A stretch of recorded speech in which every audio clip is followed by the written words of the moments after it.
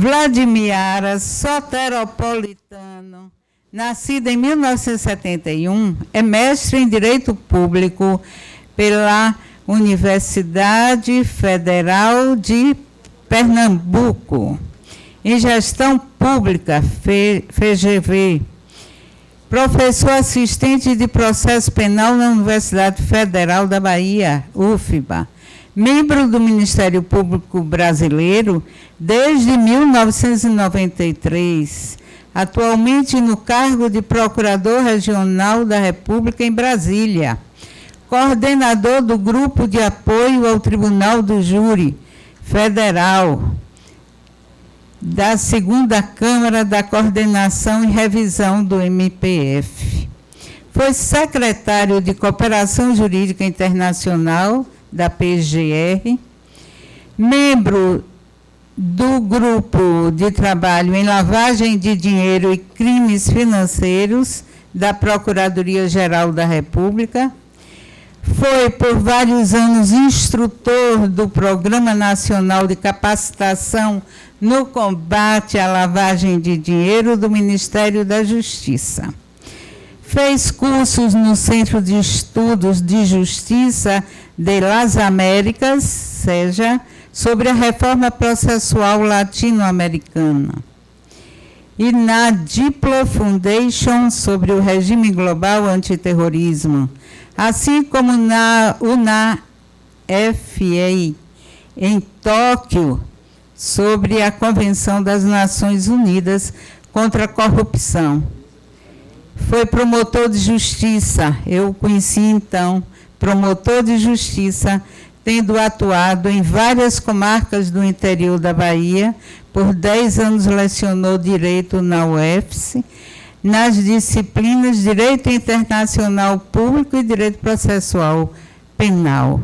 Como Procurador da República, atuou em Foz do Iguaçu, Curitiba, Feira de Santana e Salvador. Integrou a Força-Tarefa do caso Banestado, no Paraná, e participou das investigações transnacionais do caso Lava Jato. Foi designado pela Procuradoria-Geral da República para representar o Ministério Público Federal em missões internacionais, em diversos países e em várias edições da INCLA, Estratégia Nacional de Combate à Corrupção e à Lavagem do Dinheiro. Foi procurador regional eleitoral substituto na Bahia e tem muito mais. Esta aula de hoje vai inaugurar o Encontro com Mestre. O Encontro com Mestre que já vem desde a diretoria do desembargador Nilson Castelo Branco. E nós vamos continuar com ele. Agora, o doutor Vladimir, com a palavra.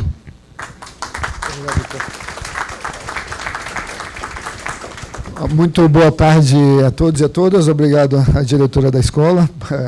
Peço desculpas por essa leitura tão longa, mas nem precisava, na verdade.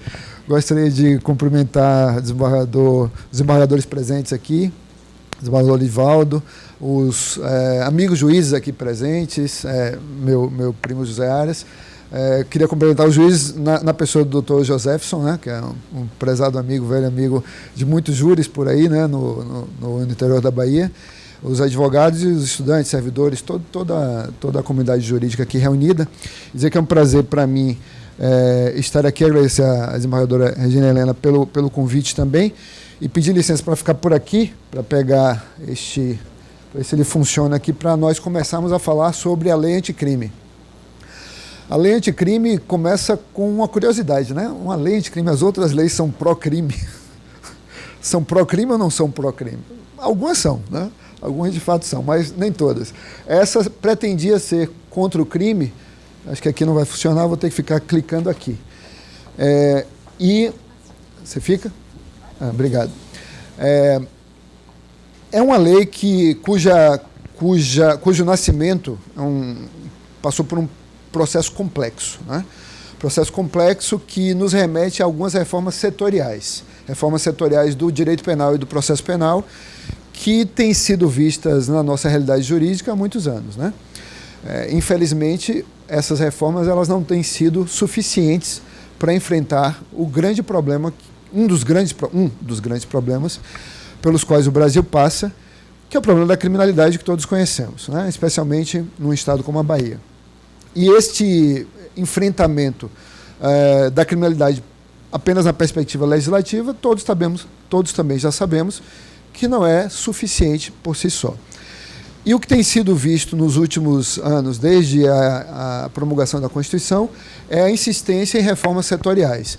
Vocês devem lembrar de uma expressão bem conhecida do jurista Luiz Jiménez de Assua, segundo a qual, depois de uma Constituição, depois de uma nova Constituição, deve vir o quê? Um novo Código Penal. Deve vir também um novo Código de Processo Penal. E nós já estamos há mais de 30 anos esperando um novo Código de Processo Penal, e o que nós vemos, tanto no penal quanto no processo penal, são esses retalhos, são esses enxertos, são essas alterações tópicas que acabam desestruturando aquilo que é um sistema, ou que deveria ser um sistema, né?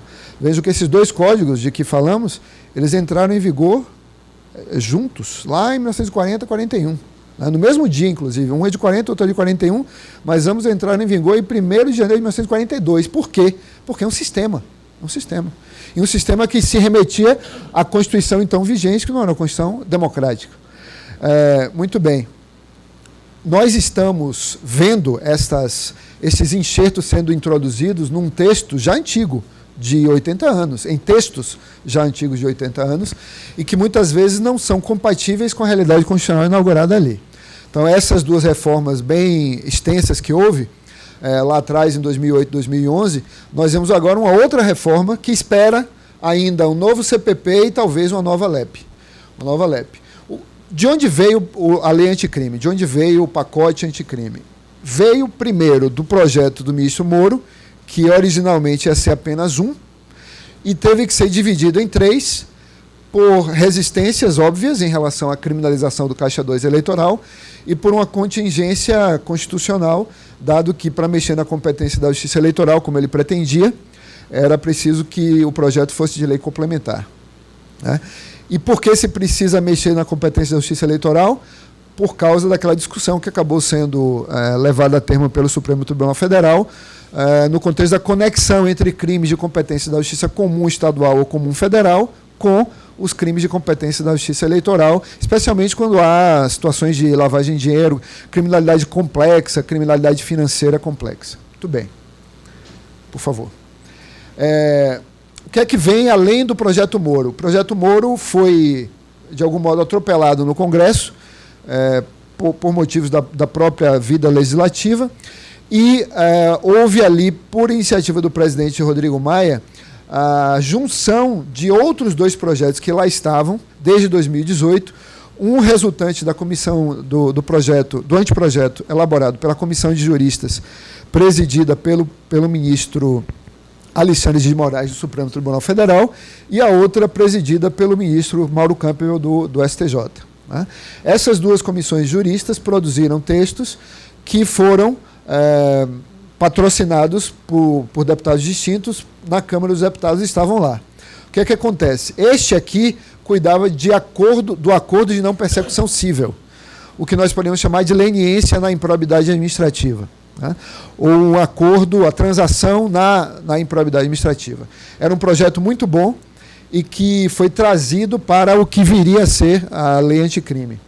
E o outro projeto que vem dessa comissão Moraes mexeria em 8 leis, algumas de cunho administrativo, como a lei do SUSP, a lei do Sistema Único de Segurança Pública, e outras leis de cunho penal propriamente dito, né?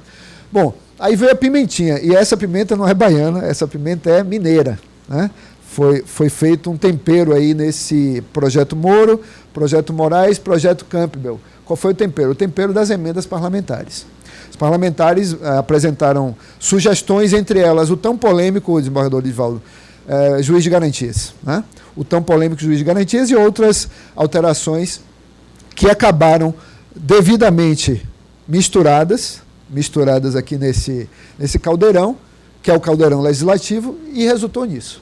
Esse bicho esquisito, que é a lei anticrime. Se vocês não conheciam, aí está ela, um ornitorrinco, né? Bico de pato, põe ovos, é um mamífero que põe ovos, nada, tem um ferrão aqui atrás. É um troço bastante esquisito, porque você tem 17 leis, e é bem esquisito mesmo. Você tem 17 leis, um Frankenstein. Você tem 17 leis que foram alteradas. Uma delas é cível, a Lei de Improbidade Administrativa, 8.429 de 92.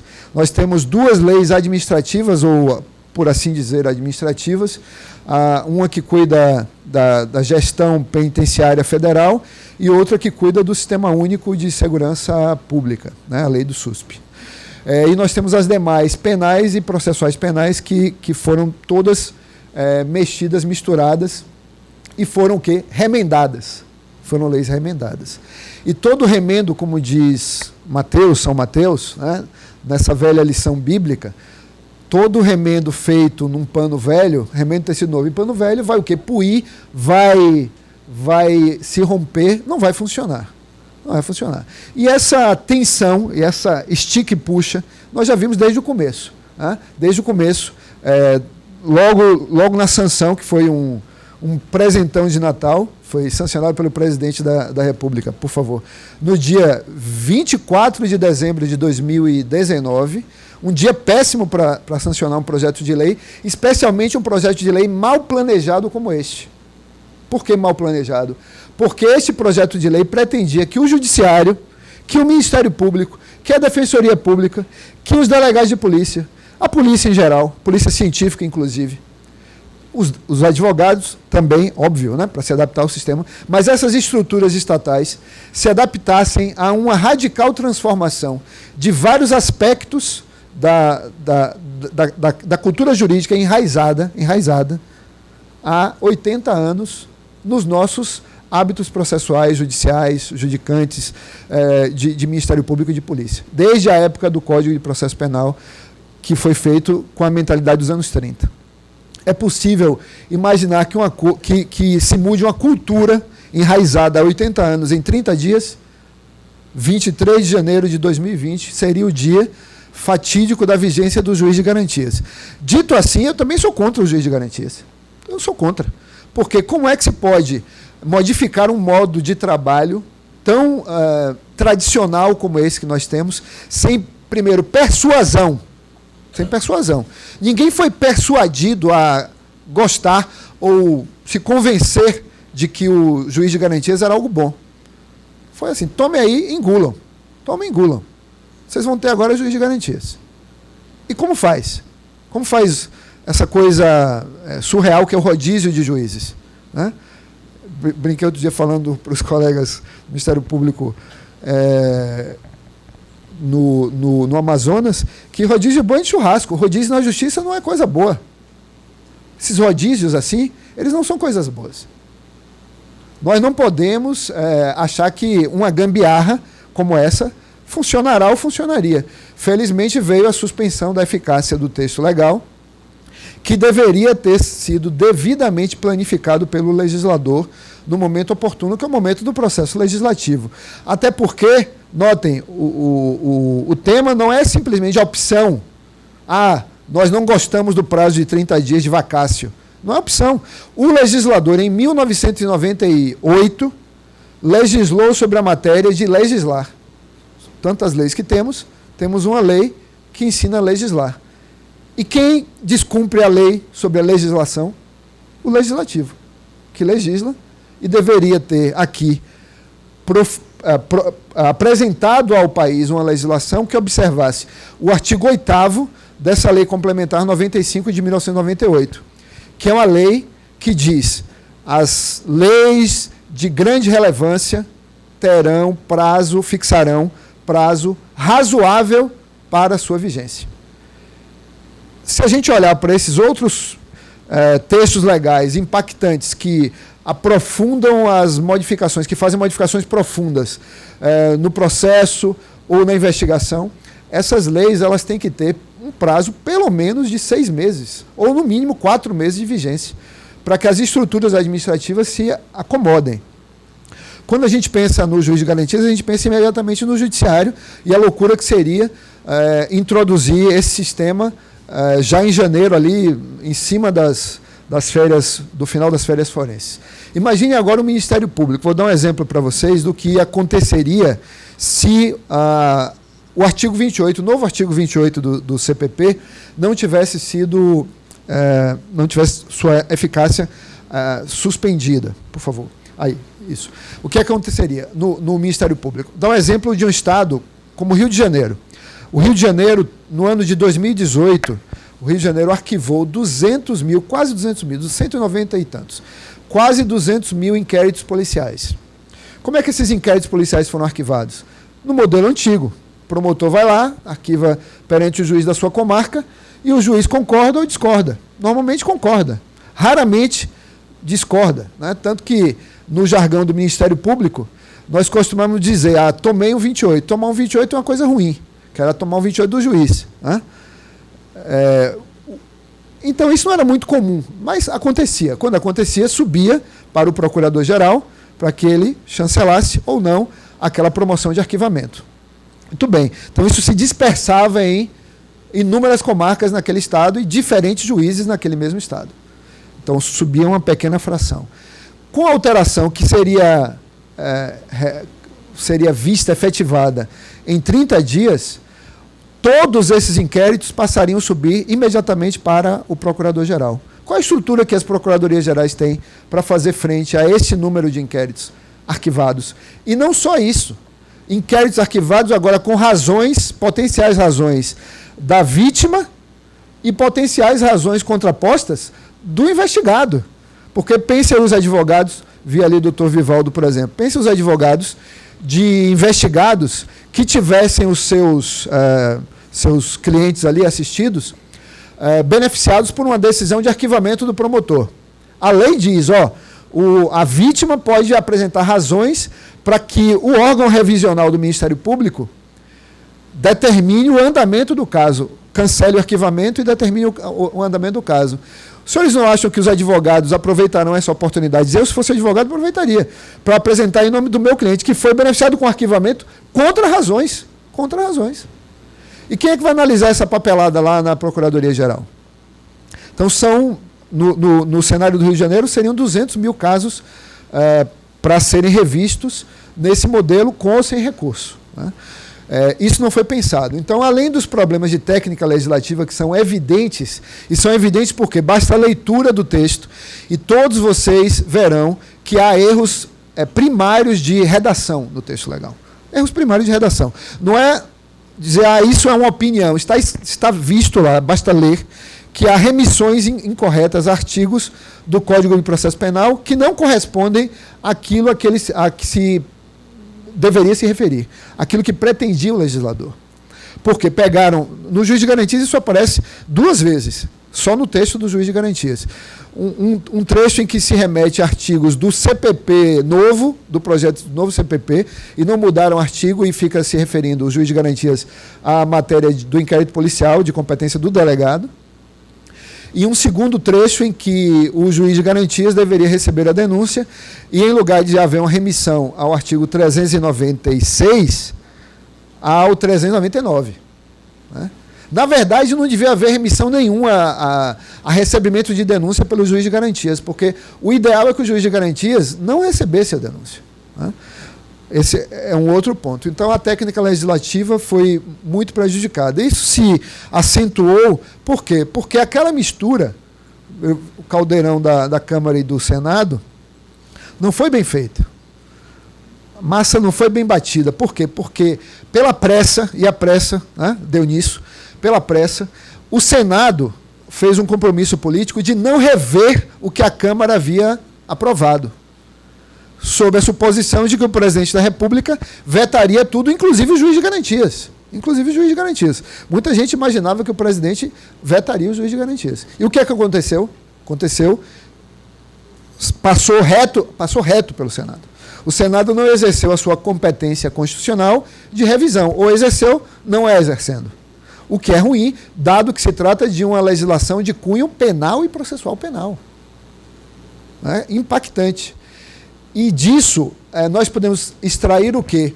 Que isto é uma gravíssima falha de legística, não de logística, legística, da ciência da legislação, que exige esse procedimento bifásico justamente para apurar os textos, para evitar que os textos saiam como este saiu.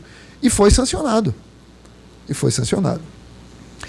Outros problemas de legística, a falta de apuração das expectativas e necessidades, eu vou usar uma palavra em inglês, stakeholders, né? Vou escrever aqui. Stakeholders. Quem são os stakeholders? Vocês, eu, todos nós. Todos nós somos os stakeholders. Quem? Os advogados, defensores, juízes, delegados, policiais em geral, peritos, que vamos executar essas leis. As expectativas dessa comunidade não foram consideradas. Como tudo foi feito a toque de caixa, e isso gera um problema adicional. Qual é o problema adicional? Qual é o problema adicional? Adesão. Adesão. Eu não tenho adesão. Por que eu não manifesto adesão? Nós não manifestamos adesão a vários dos institutos que ali estão. Uma coisa incrível que está acontecendo no Ministério Público é que tem colegas meus, contrários ao acordo de não persecução penal. Porque não houve o tempo de maturação para persuasão, convencimento e adesão àquela ideia, né? O problema do impacto. O problema do impacto ele pode ser visto em várias dimensões, como, por exemplo, a questão do impacto orçamentário e financeiro. Isso aí não custa nada, porque a gente vai fazer um juiz de rodízio, a gente vai fazer um rodízio de juízes e não vai pagar nada mais. Quem disse que não vai pagar nada mais? Se houver acumulação, não tem que pagar de funções, não tem que pagar algo a mais? Se houver necessidade de movimentação física do juiz de uma comarca a outra, não se tem que pagar nada a mais? Se houver necessidade de mobilização física, não do juiz, mas do processo, do inquérito, não se paga nada a mais? Claro que se paga, pelo menos o combustível do carro, que vai levar esse inquérito físico daqui para ali. Um cartório que seja, nas cidades maiores, nas comarcas maiores, um cartório do juízo de garantias, isso não custa dinheiro, espaço físico? Ou se usa o mesmo espaço físico que outrora? Ou não se usa espaço nenhum e fica uma bagunça, porque uns inquéritos estarão aqui, outros inquéritos estarão ali, acompanhando a tal roda, né, que vai deixar todo mundo tonto, se essa coisa for feita como pretenderam. Então, são inúmeros os problemas, e além dos problemas nossos, do Judiciário, do Ministério Público, vejam o problema da polícia. Isso aqui é a cadeia de custódia. Cadeia de custódia que é extremamente importante para a defesa de qualquer pessoa humana investigada por um crime que deixe vestígios, esse de que nós gostamos tanto, né, doutor Vivaldo, do júri, e outros crimes de igual importância, né? Os crimes que deixam vestígios precisarão de um cuidado especial na coleta, primeiro na preservação da cena do crime, na cena do fato, na cena do crime, ok. Depois, rezar para que a polícia, ou os primeiros cidadãos no local do fato, não pisoteiem tudo por ali, como ordinariamente acontece. Né? Eu vou me privar de dar exemplos, mas nós temos vários, inclusive um muito recente, aqui na Bahia, em que houve, né, uma bagunça na cena do crime. A cena do fato. Né? Para não falar de crime, falar de fato. Ok? Então, isso acontece rotineiramente. Muito bem, vamos lá preservar a cena do crime. Como é que se preserva, se separa essa cena do fato do resto do espaço onde as pessoas podem circular? Com as fitinhas. Isso custa dinheiro. Isso custa dinheiro público. Tem a Polícia Técnica da Bahia, tem essas fitinhas, tem esses plásticos, recipientes de vários tipos, várias formas, vários tamanhos, para colocar vestígios, e vestígios que devem ser preservados para quê? Senhores advogados e advogadas aqui presentes, para quê? Para que no futuro, se precisar salvar a pele de um pobre coitado que tenha sido condenado indevidamente, essa prova ser revista por um tribunal local, um tribunal nacional. Então, isso é fundamental para essa coisa funcionar. Em 30 dias dá para fazer licitação no Brasil? No mês de janeiro, e comprar esses plásticos? Já compraram? O controle externo do Ministério Público já foi ver se compraram esses tais plásticos? Por isso que eu queria ter uma fábrica de plástico agora, deixar de ser. O Ministério Público é vender plástico pra caramba. Porque o cara que leu esse texto antes e já se preparou, vai vender isso aqui que nem água, né? Mais do que álcool gel. E o que é que acontece em função disso? Leis que não pegam. 2 exemplos. Né? O cross-examination, que teve grande resistência, né, para a sua implementação, resistência no Judiciário, resistência no Ministério Público, resistência entre os advogados, do cross, como deveria ser, foi projetado para ser uma coisa e foi sendo outra. Mesma coisa em relação à oralidade no processo, são reformas do ano de 2008. E quantos processos, juízes aqui presentes, os advogados e colegas do MP, nós seguimos estritamente a oralidade no processo penal?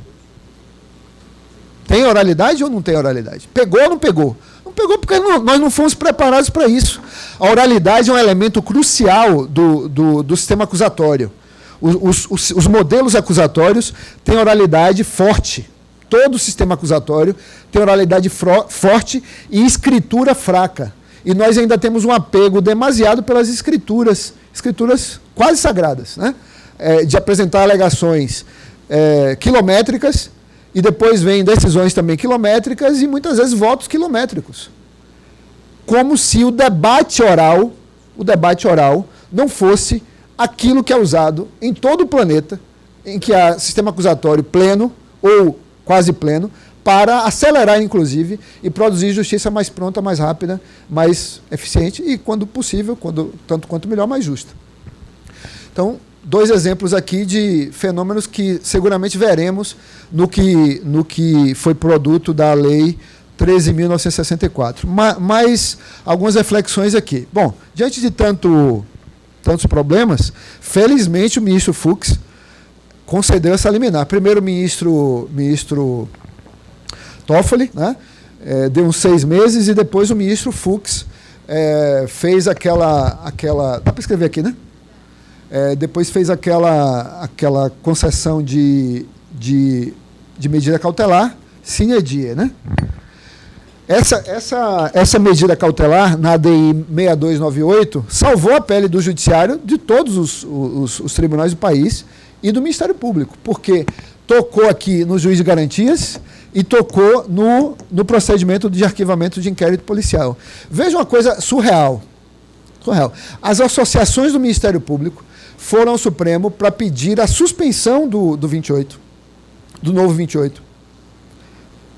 Que é o quê, na verdade? É um preceito do sistema acusatório, é uma consequência do sistema acusatório. E por que o Ministério Público foi pedir isso? Porque os procuradores gerais não teriam condições de implementá-lo no prazo previsto, né, dadas alterações estruturais que deveriam ser feitas. Muito pior aqui em relação ao juiz de garantias.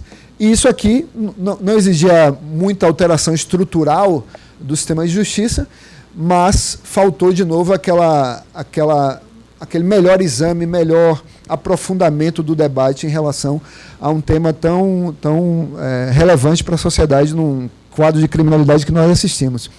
E aí chegamos a um cenário basicamente surreal, né? Como aquele ornitorrinco, em que nas ADIs e na decisão do ministro Fux, se suspende o sistema acusatório. O terceiro A foi arrastado nessa conversa. O terceiro A foi arrastado. O sistema acusatório foi junto. E, bom, um ADI pode suspender o sistema acusatório que é constitucional, suspendeu o 3A do CPP. Mas a ideia acusatória, evidentemente, não. Evidentemente, não. Então, o texto ficou como? Ficou um texto que, ademais de tudo isso aí, sofreu vetos. E a gente vai falar dos vetos ainda, porque os vetos foram, num ponto específico, especialmente num ponto específico, muito ruins. Endurecimento do sistema penal é um dos focos evidentes dessa lei. Do outro lado, a efetividade da persecução penal.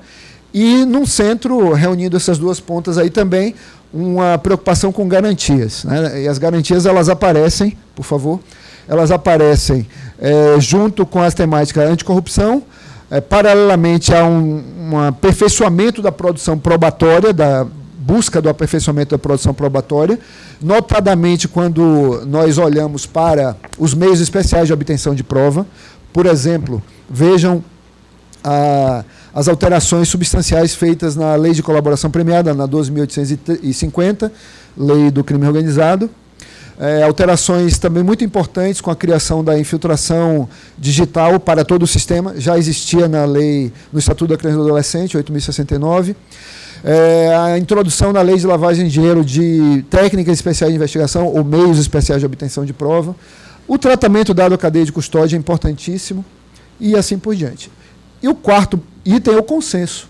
O consenso está em quê? Está nos dois acordos que entram. Um acordo já estava presente na legislação, né, no ordenamento infralegal, pela resolução 181 do CNMP, já vinha sendo aplicado aqui e ali. No MPF, eu lembro da estatística, de 2017 até janeiro, foram mais ou menos 1.200 acordos de não persecução penal em todo o Brasil, só no MPF. São Paulo chegou perto de 1.000, o estado de São Paulo. Mas antes de haver a lei. Agora, com a lei, esse número explodiu. No consenso sobre o acordo de não persecução penal. E aí, o acordo de não persecução penal, imagina as questões que podem surgir. Nós temos já dúvidas sobre se ele se presta a resolver questões já objeto de ação penal, já com denúncia recebida, ou se não, e haja quem esteja dizendo que é possível aplicá-lo mesmo na fase posterior à sentença durante a etapa recursal, né? Algo ainda mais complexo, mais polêmico, né? E o outro consenso é o já mencionado acordo de não persecução civil, que entrou lá na lei de improbidade administrativa. Muito bem. Em relação às garantias, eu segmentei aqui, desse modo, nosso debate daqui por diante, para falar primeiro desses preceitos que mexem em garantias, depois dos institutos que mexem no consenso, nas provas, etc., para a gente chegar ao final. Então, em relação às garantias, princípio acusatório, vamos ver o princípio acusatório, por favor. O princípio acusatório, ele, na tradição jurídica brasileira, ele aparece pela primeira vez no velho 28, que continua aí, firme e forte, graças à medida cautelar, número... na ação direta constitucional número 6298. Né? Na época do nosso Código de Processo Criminal do Império, não existia isso. Né? A autoridade judiciária nas capitais como Salvador era o chefe de polícia, então uma mistura entre o judiciário e o executivo, inclusive na instância policial. No momento em que nós tivemos os códigos estaduais, inclusive o nosso código estadual dos primeiros anos do século XX, foi um grande código feito por Eduardo Spínola, o pai, né? Pai e filho. Esse código baiano tampouco previa um modelo acusatório, nem dos outros estados, até viu o que nós temos hoje, esse código que namora o princípio acusatório no 28. Começa a marcar a separação entre acusador e julgador. Muito bem. E esse namoro, ele vai... pode passar, por favor? Ele vai se adensando, né, e se densifica com o 129 da Constituição, que homenageia, não empodera o Ministério Público, como alguém possa querer ler. Isso aqui, na verdade, é um asseguramento, uma garantia do devido processo, da imparcialidade objetiva dos juízes, pelo distanciamento do julgador da etapa investigatória e da decisão de acusar. Que é disso que nós estamos falando. O juiz não deve participar da investigação, nem da decisão de acusar. É isso que o 129 faz. Né? E, ao fazê-lo, fortalece essa bilateralidade do processo, daí que se constrói o modelo acusatório em função disso, homenageando, privilegiando, no final das contas, a presunção de inocência, já que o juiz não se envolverá com as teses da polícia e do Ministério Público construídas durante a etapa preliminar da investigação. Muito bem. Aí, no decorrer da convivência constitucional com esse 129, os tribunais têm dito algo a favor e às vezes contra, né? Não sei se todos lembram de uma resolução do TSE que houve em função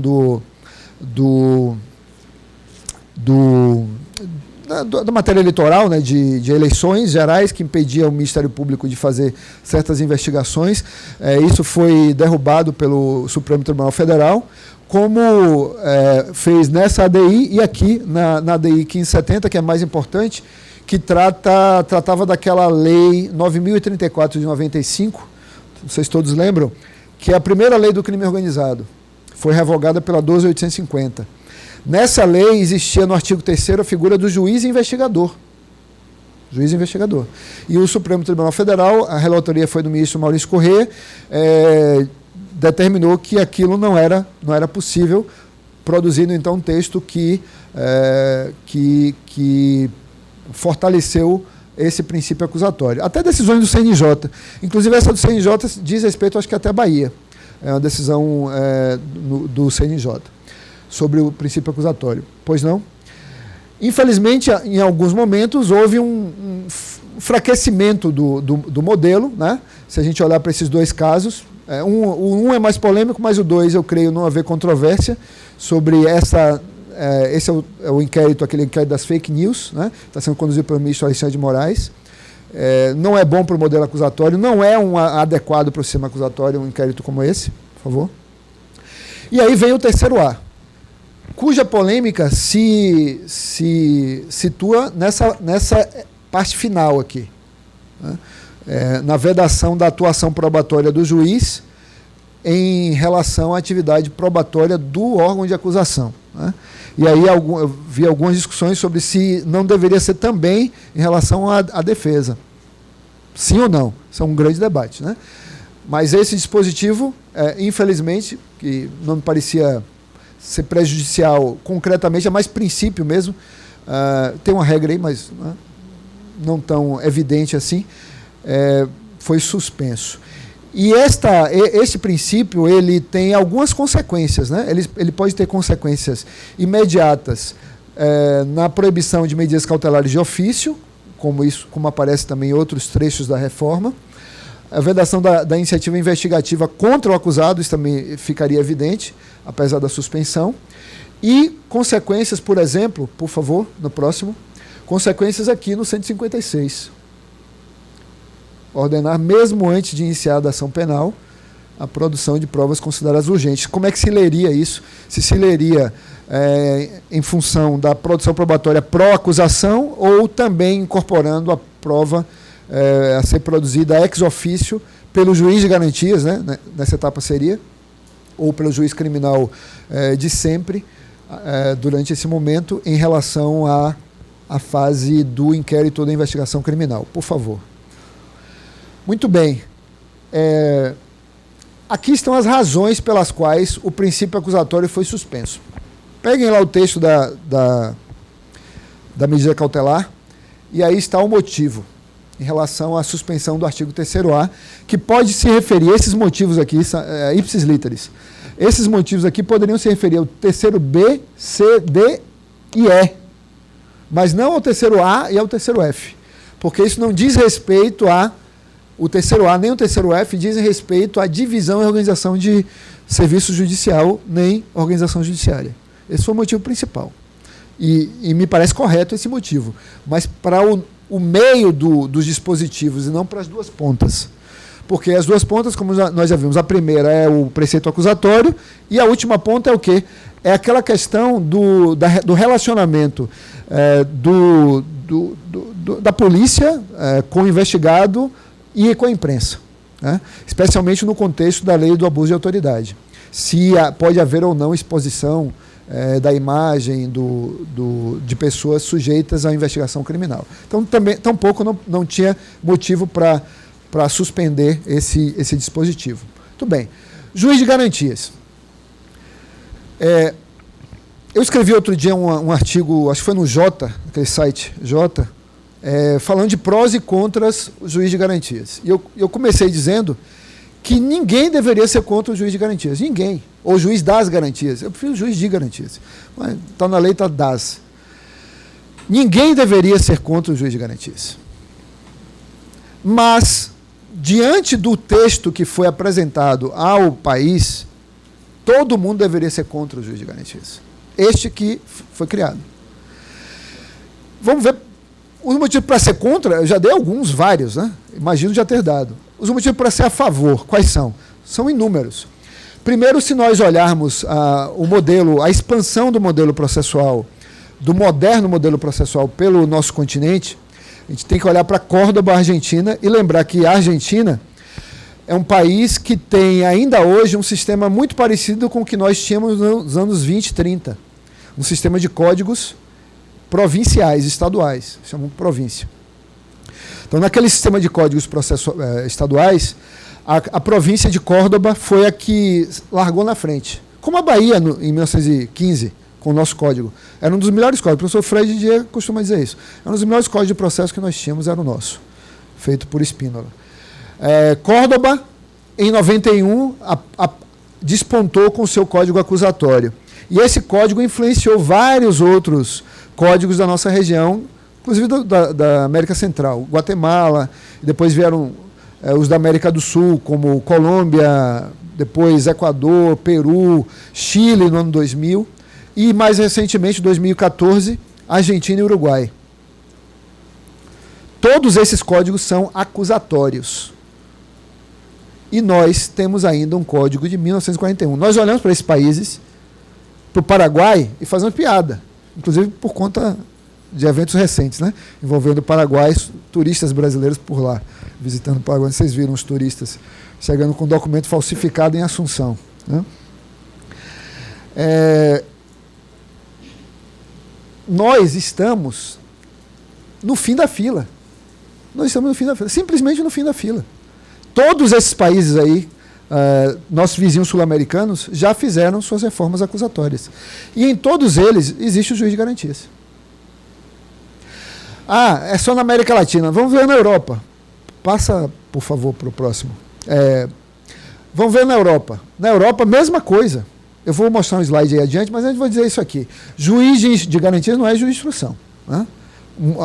Muita gente confundiu no início juiz de garantias com juiz de instrução. O juiz de instrução é justamente quem recebe um peteleco para desaparecer do cenário.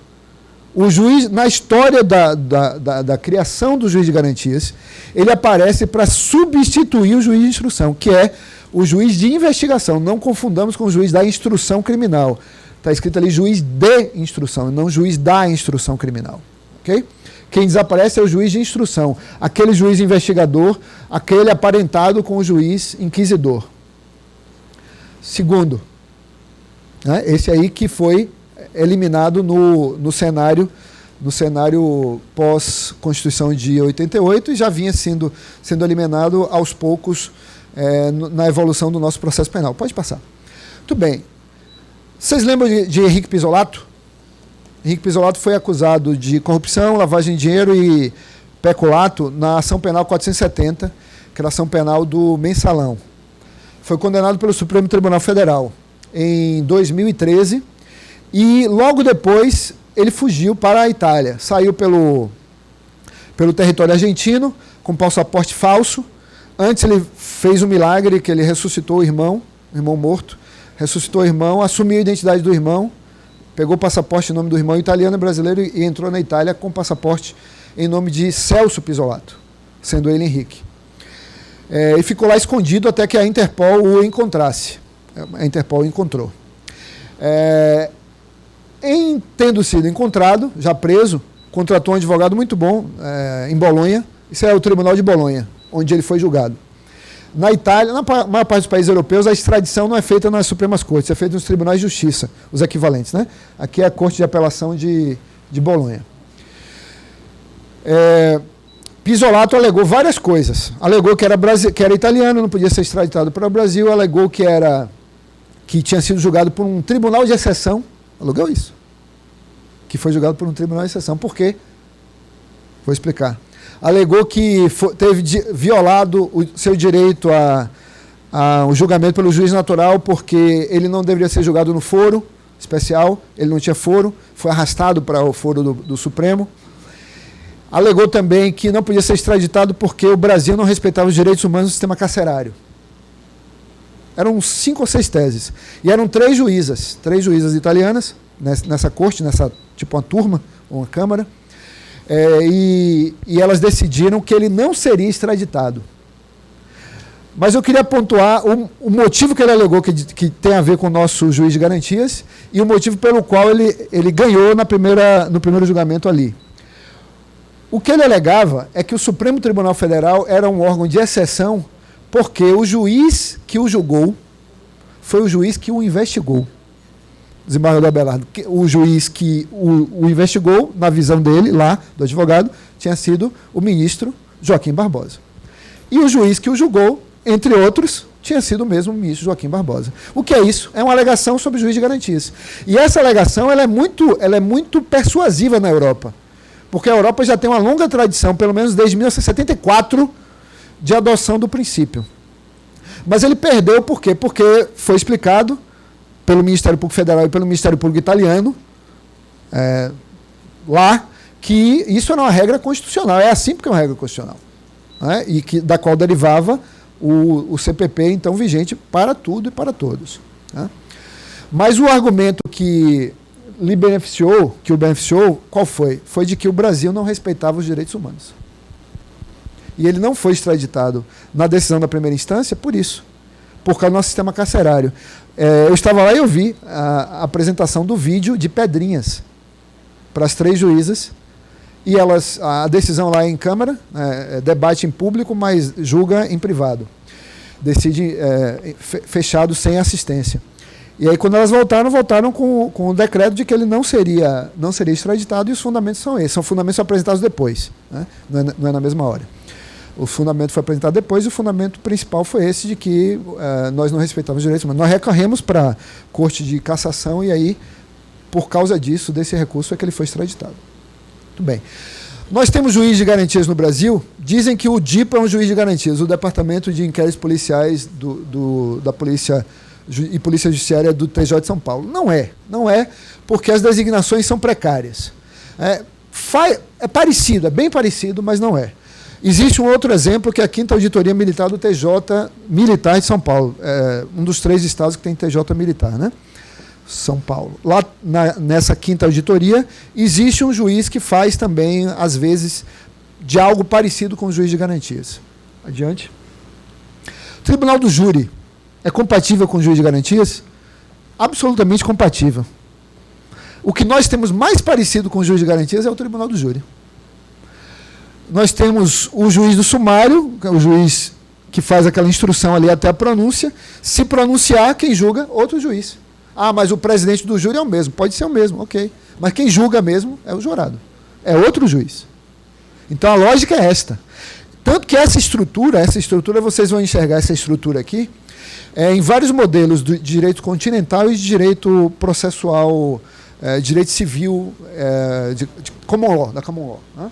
Do direito comum britânico. Né? Então, o Tribunal do Júri, pode passar, por favor. O Tribunal do Júri funciona assim. Vejam outro exemplo do ordenamento jurídico brasileiro do juiz de garantias. Do ordenamento jurídico brasileiro, do Tribunal Penal Internacional, sim, senhores, porque o Brasil é parte do TPI, o TPI fica na Haia, e no decreto 4868, se não me engano, número de 2002, nós temos lá a estrutura da Procuradoria junto ao Tribunal.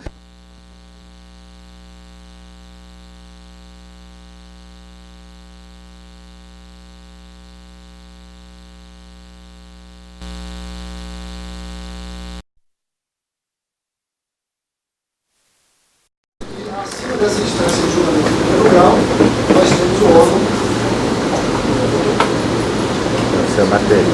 Nós temos o órgão de julgamento propriamente dito, que é um tribunal recursal. Porque a palavra tribunal do jargão internacional não significa necessariamente um órgão de segundo grau. Então, ali a estrutura qual é? O Ministério Público pleiteia perante a Pre-Trial Division, que é uma seção de investigação, e depois, esse caso, uma vez elevado a julgamento, ele vai para juízes de primeira instância, um colegiado de primeiro grau, que vai julgar em primeiro grau.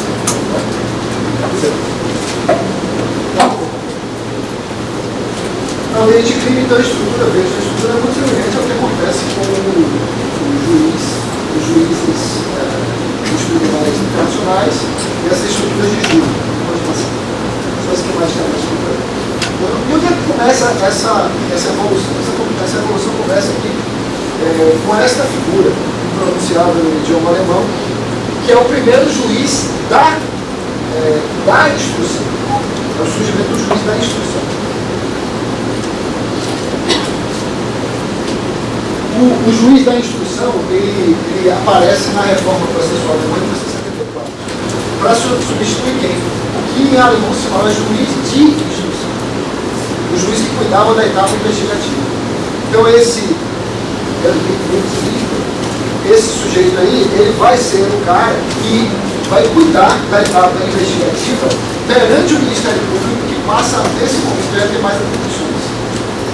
Esse modelo de 74, ele influencia Portugal em 87, a reforma de 87. Tanto que Portugal adota basicamente a tradução do alemão para o português, de novo.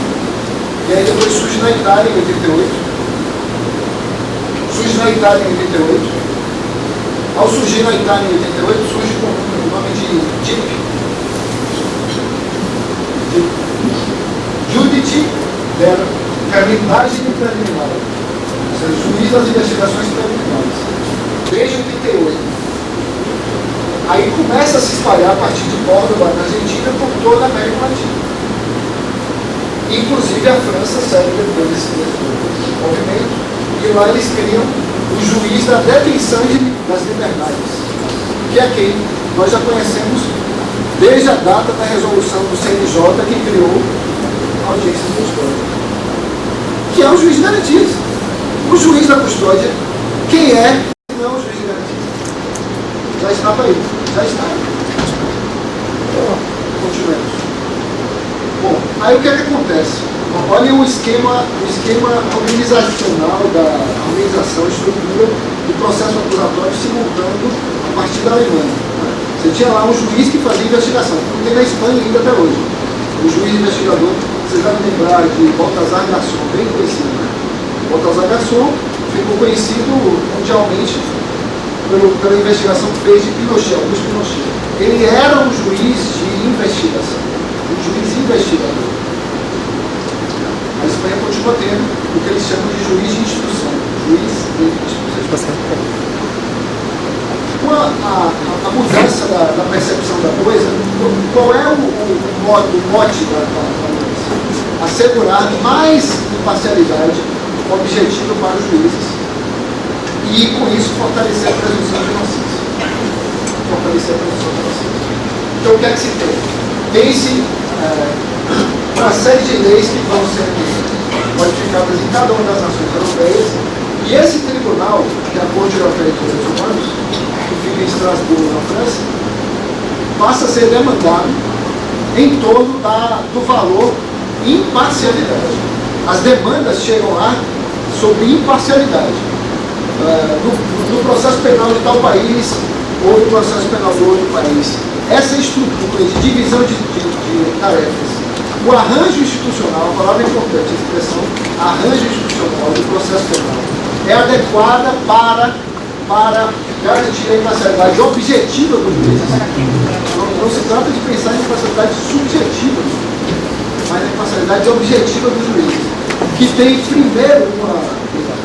tem primeiro uma cláusula de resguardo, que é a existência do Ministério Público. Então, nessa percepção, o Ministério Público é garantia, por incrível que pareça, hein? É garantia. Por quê? Porque garante para o acusado que o juiz fica lá. Ele não se envolve nas decisões, como eu disse antes, de acusar. Toma a decisão de julgar. Resolver depois de estabelecido o contraditório. Então, aí, a partir de 82, nesse caso Piersac contra a Bélgica, é o primeiro caso em que isso se discute, vai se discutir se essas figuras que ainda existiam nos processos penais europeus, na Bélgica existe até hoje o juiz de instrução, se elas eram compatíveis com o devido processo legal, o direito ao devido processo, assegurado no artigo 6º da Convenção Europeia de 1950. E aí foi se julgando que não, e às vezes fazendo uma modulação da percepção de que não era possível adotar aquilo. O que se chega no final aqui em 89 desse primeiro movimento, nesse caso contra a Dinamarca em 89, é dizer assim, não é bem a existência ou não de uma separação de um outro órgão judiciário que vai determinar se aquele juiz está se aquele juiz perdeu a imparcialidade objetiva.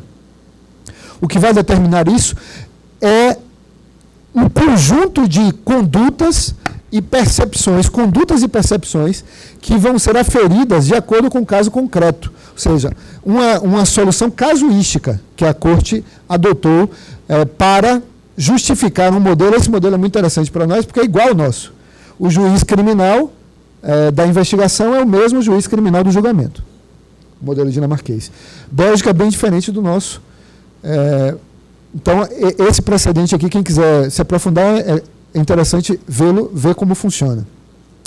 Bom, mas é ruim ter uma decisão que seja dependente de elementos casuísticos, que não seja, se trata de uma corte supranacional, não é para resolver o caso tópico, é para fazer as grandes teses, né, como uma corte constitucional. Então, o que é que se fez a partir daí? Os países começaram a fortalecer o papel dos seus juízes de garantias. Vamos para o próximo. Né? Só que, quando nós olhamos para essas experiências estrangeiras, europeia, sobretudo, e latino-americana, mas também, na próxima, mas também a experiência norte-americana, nós não podemos, inglesa, nós não podemos pensar que nós seremos felizes ou bem-sucedidos, exitosos, em introduzir essa figura sem traduzi-la. Não é traduzir o nome do francês para o português ou do alemão para o português. É traduzir o instituto. E traduzir o instituto significa o quê?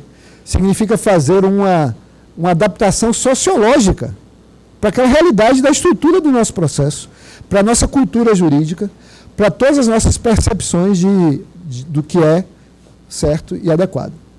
Okay? Pode ir adiante? Bom, nada disso foi feito, nada disso foi pensado, porque, ao meu sentir, sequer a tradução do Instituto, nesse sentido que eu empreguei agora, foi feito.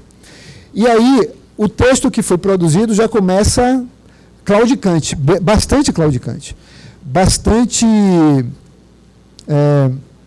questionado, e questionado por quê? Ele não foi claro o suficiente. Nós não sabemos, porque a lei não diz se ele se aplica aos tribunais. Então, pensem aqui os desembargadores presentes, como seria nas câmaras e nas turmas, se nós tivéssemos que tirar o relator do julgamento. Como é que seria? O relator não participaria do julgamento. Né? Seria bastante complicado. Né? Inclusive, pela composição, os órgãos tenderiam a ficarem pares, né? Tenderiam a paridade. Bom, como a lei não diz, e a lei anticrime alterou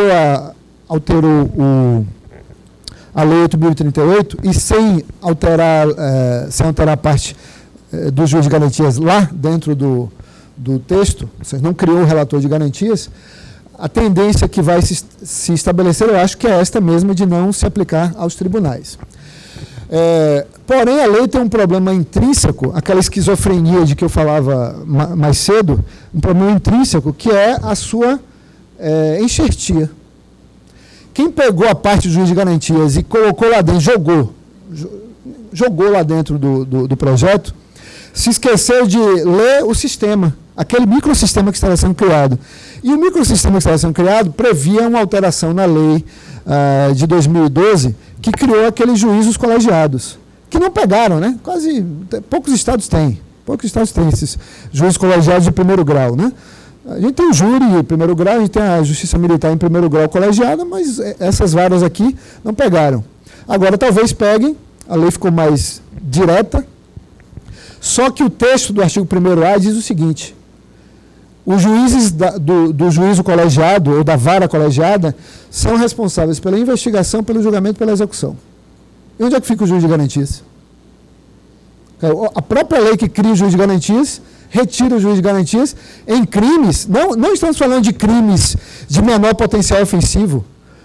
E aqui a lei o faz expressamente. Tirou os crimes de menor potencial ofensivo.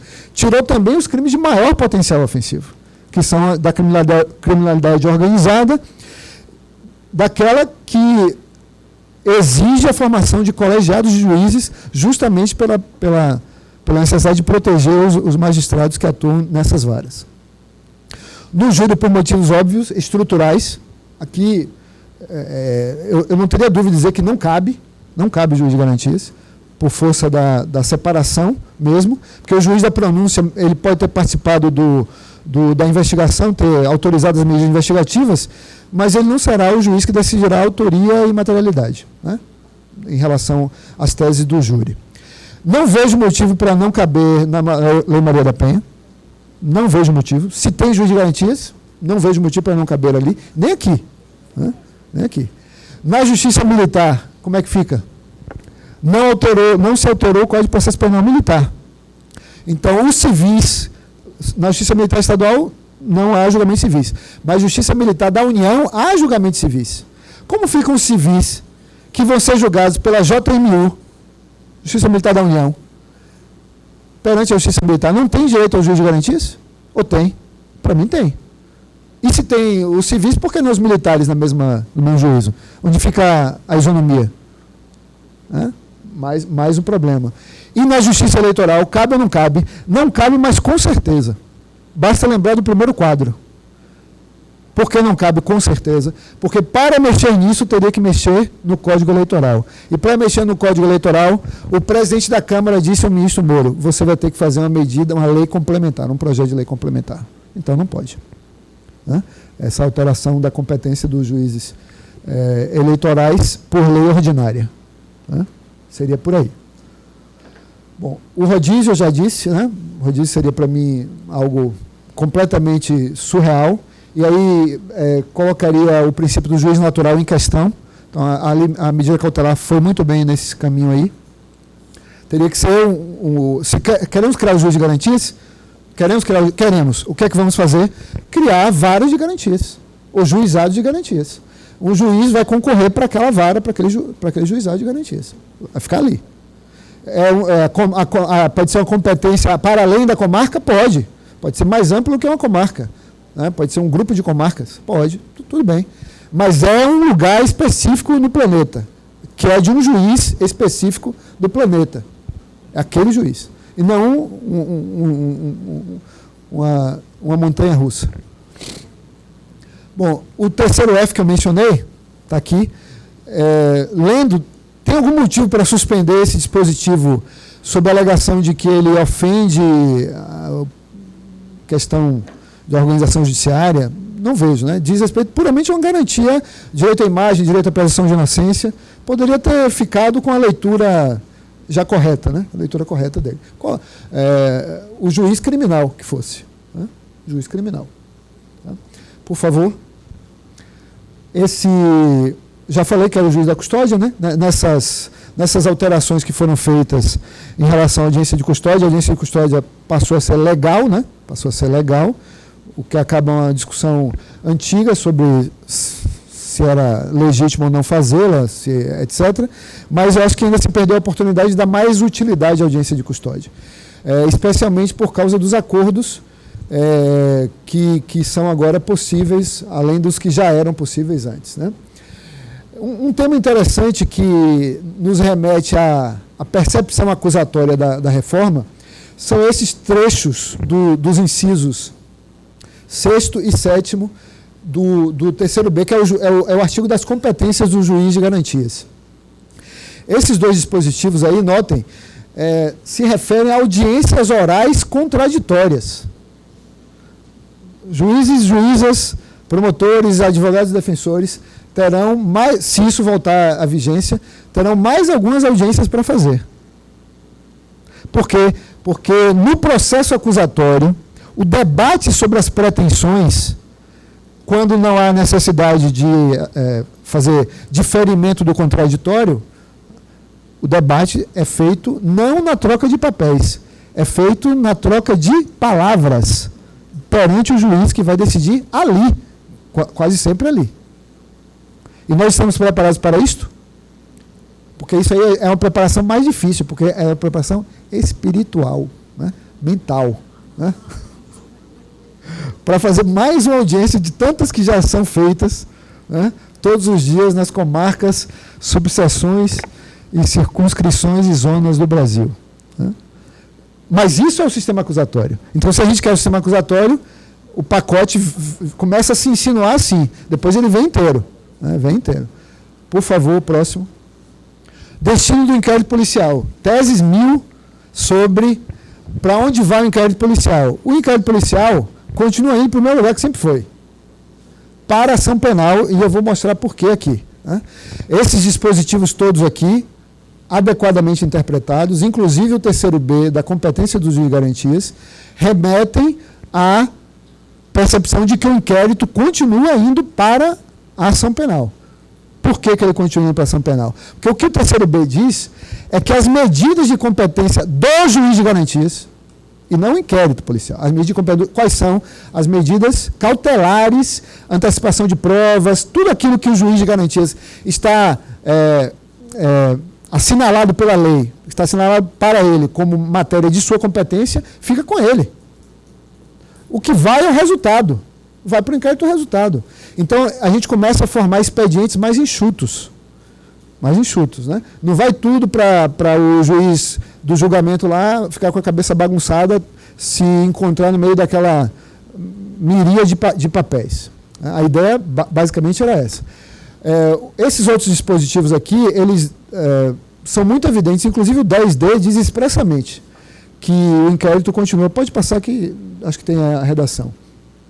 O terceiro, pode passar, aqui, o 10D. Escrito expressamente, juntamente com o inquérito policial em relação à colaboração premiada.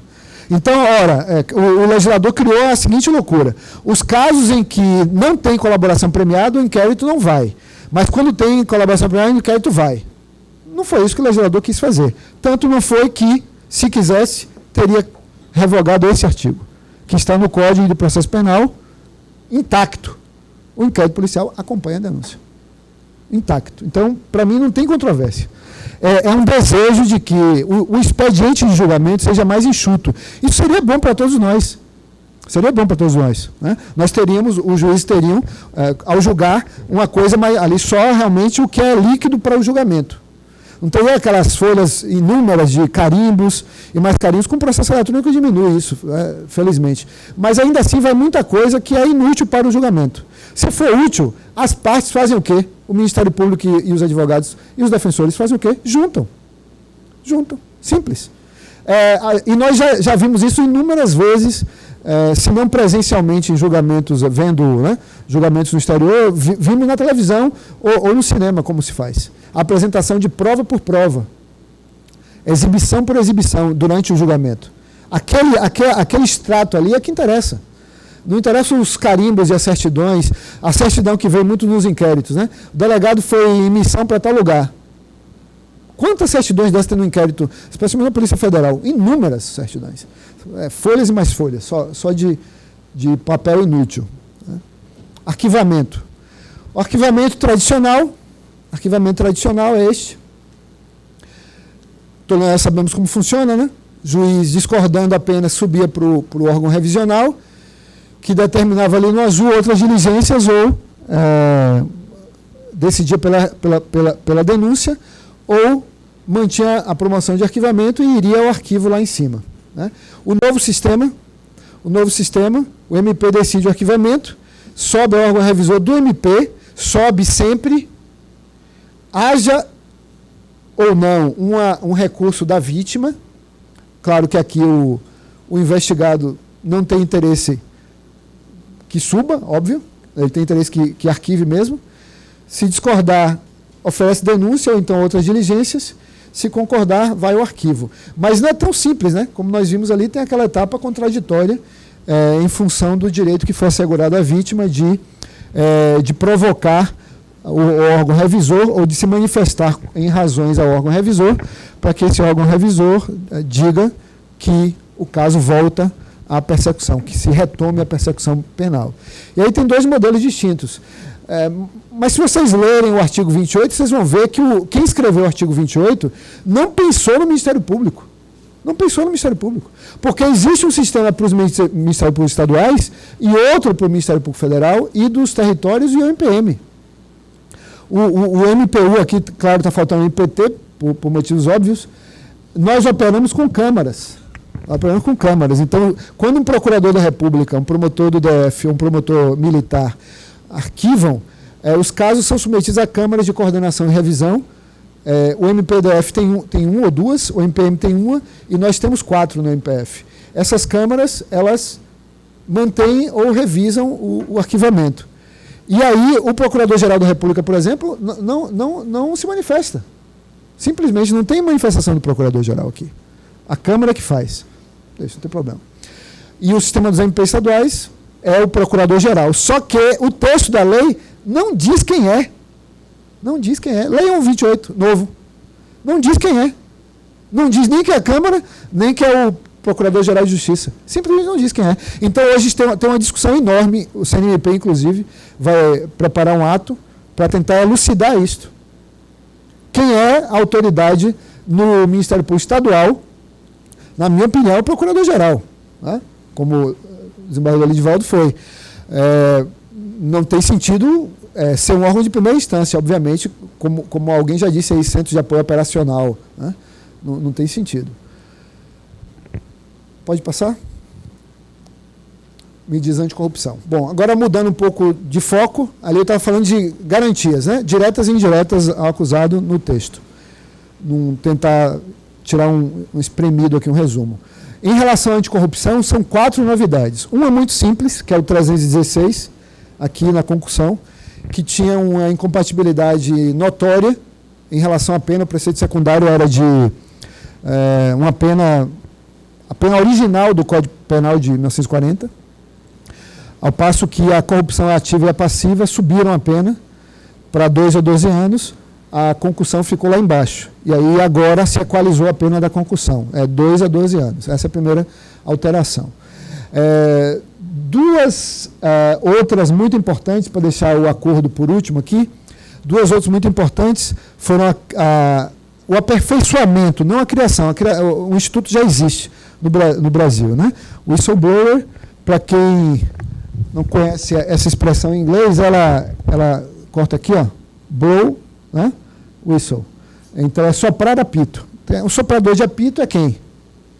É um alertador, é alguém que dá um alerta, um aviso de que algo está errado. É um informante, em bom português, um informante. Alguém, porém, que não tem relação com o crime. O whistleblower. Então, o Brasil estava obrigado a legislar sobre whistleblowers por causa dos nossos compromissos internacionais, em várias convenções, inclusive na Convenção de Mérida de 2003. E com a lei anticrime, isso mudou bastante, foi mudada a lei 13.608 de 2016, foi o presidente Temer quem a sancionou, e ali... agora com um fortalecimento dessa figura. E o confisco alargado, muito, muito, muito impactante na persecução patrimonial de delitos lucrativos, criminalidade lucrativa. Por favor. Então, começando em 316, está aqui a pena nova, 2 a 12. Né? Vamos adiante. A vigência, claro, né? Só a partir do dia 23. Fatos ocorridos a partir do dia 23 de janeiro, inclusive 23 de janeiro. Os whistleblowers, eles se caracterizam, lancem atenção aqui no 3, em relação ao regime de proteção whistleblowers, o mais importante é evitar que esses informantes ou esses reportantes de boa fé só são protegidos se têm boa fé. Essas pessoas têm direito à proteção contra represálias, seja do serviço público ou da iniciativa privada, despedida arbitrária, porque essa pessoa reportou um ilícito de que tomou conhecimento na relação daquela empresa com o poder público, com a prefeitura, por exemplo. Ou sabe de algum esquema dentro de um órgão público. E aí reportou a ouvidoria ou a corregedoria do órgão estadual, municipal, federal ou distrital. Então, regras de proteção contra retaliações pessoais, remuneratórias ou de progressão funcional, de todo tipo. E também regras de incentivo. Agora nós temos além do regime de recompensas usual para disque denúncia de achar os criminosos, né, traficantes em geral, homicidas, que a polícia utiliza, né, de expor o nome dos procurados e oferecer uma recompensa X. Agora nós temos um sistema de recompensa para recuperação de ativos, que é semelhante ao modelo que a SEC, esse órgão que a a Comissão de Valores Imobiliários dos Estados Unidos utiliza lá. Então, se o informante, vejam só, se o informante reporta algo em relação à prefeitura qualquer aí do nosso grande interior, dos 400 e tantos municípios,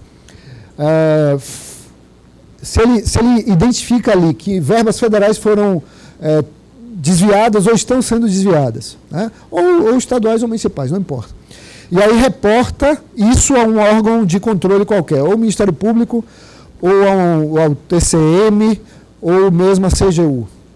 E em função dessa informação, os órgãos públicos conseguem recuperar dinheiro surrupiado, desviado, subtraído, embolsado. Essa pessoa terá direito a 5% do valor recuperado. O que é um baita incentivo. Né? Então, essas regras de incentivo. Né? Baita incentivo a reportar. Agora tem que ser de boa fé. Qual é o problema? Atenção com direitos de defesa. Lembra da lei do TCU, a lei orgânica do TCU? Tem lá um dispositivo originário, é de 92 essa lei, que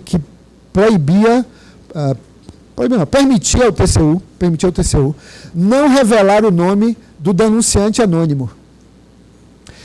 Houve um mandado de segurança, esse mandado de segurança aí, 24.405, contra uma decisão do TCU no caso concreto. E o Supremo Tribunal Federal, no mandado de segurança, declarou, o ministro Carlos Veloso foi o relator, declarou que este dispositivo era inconstitucional.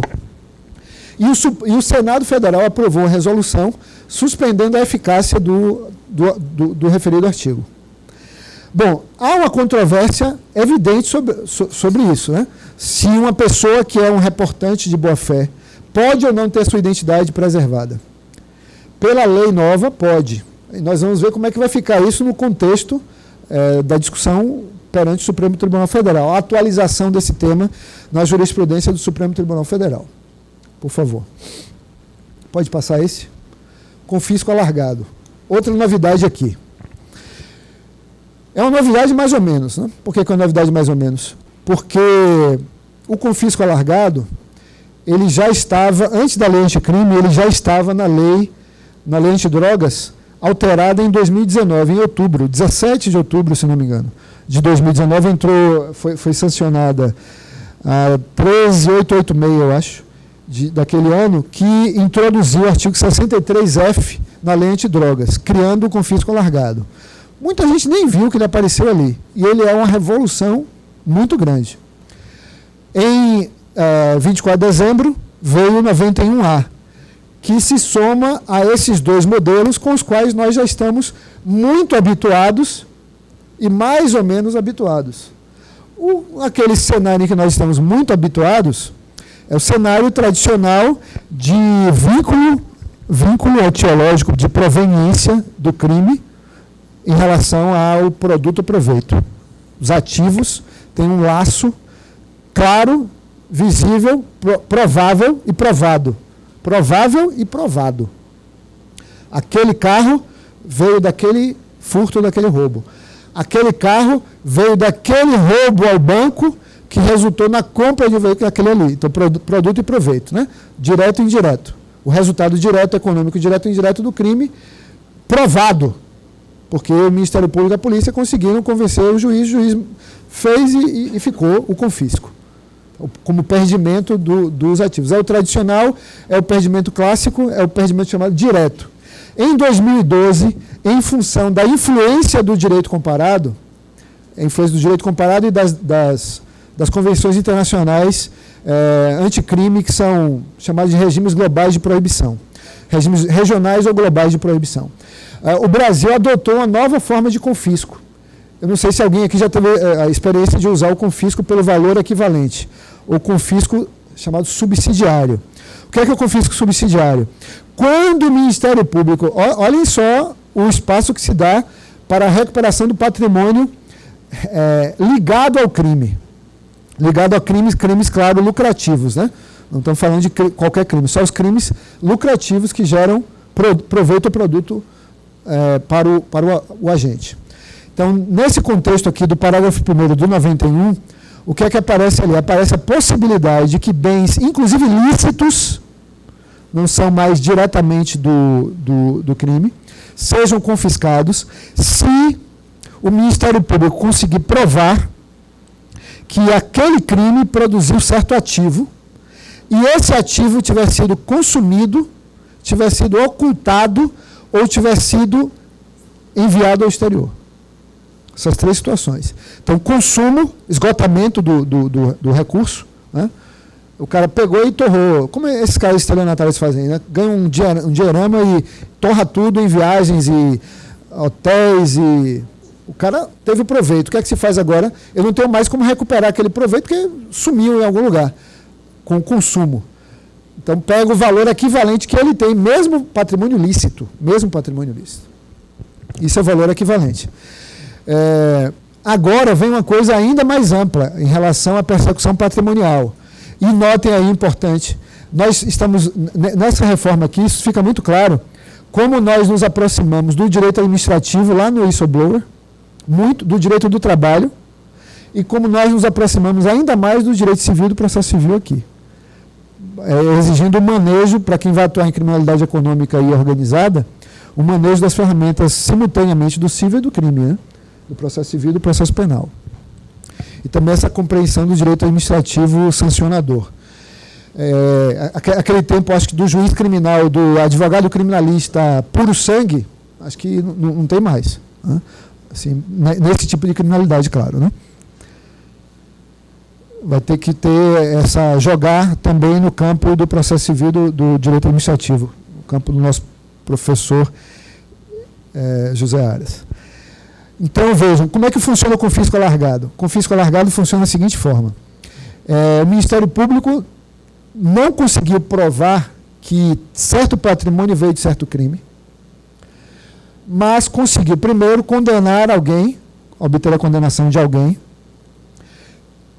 que for acusado por um crime cuja pena abstrata era superior a 6 anos. Então, pena abstrata superior a 6 anos, qualquer crime que gere ativos. Existe uma controvérsia, o professor Suxberger, por exemplo, do MP do DF, ele defende que pode ser qualquer crime.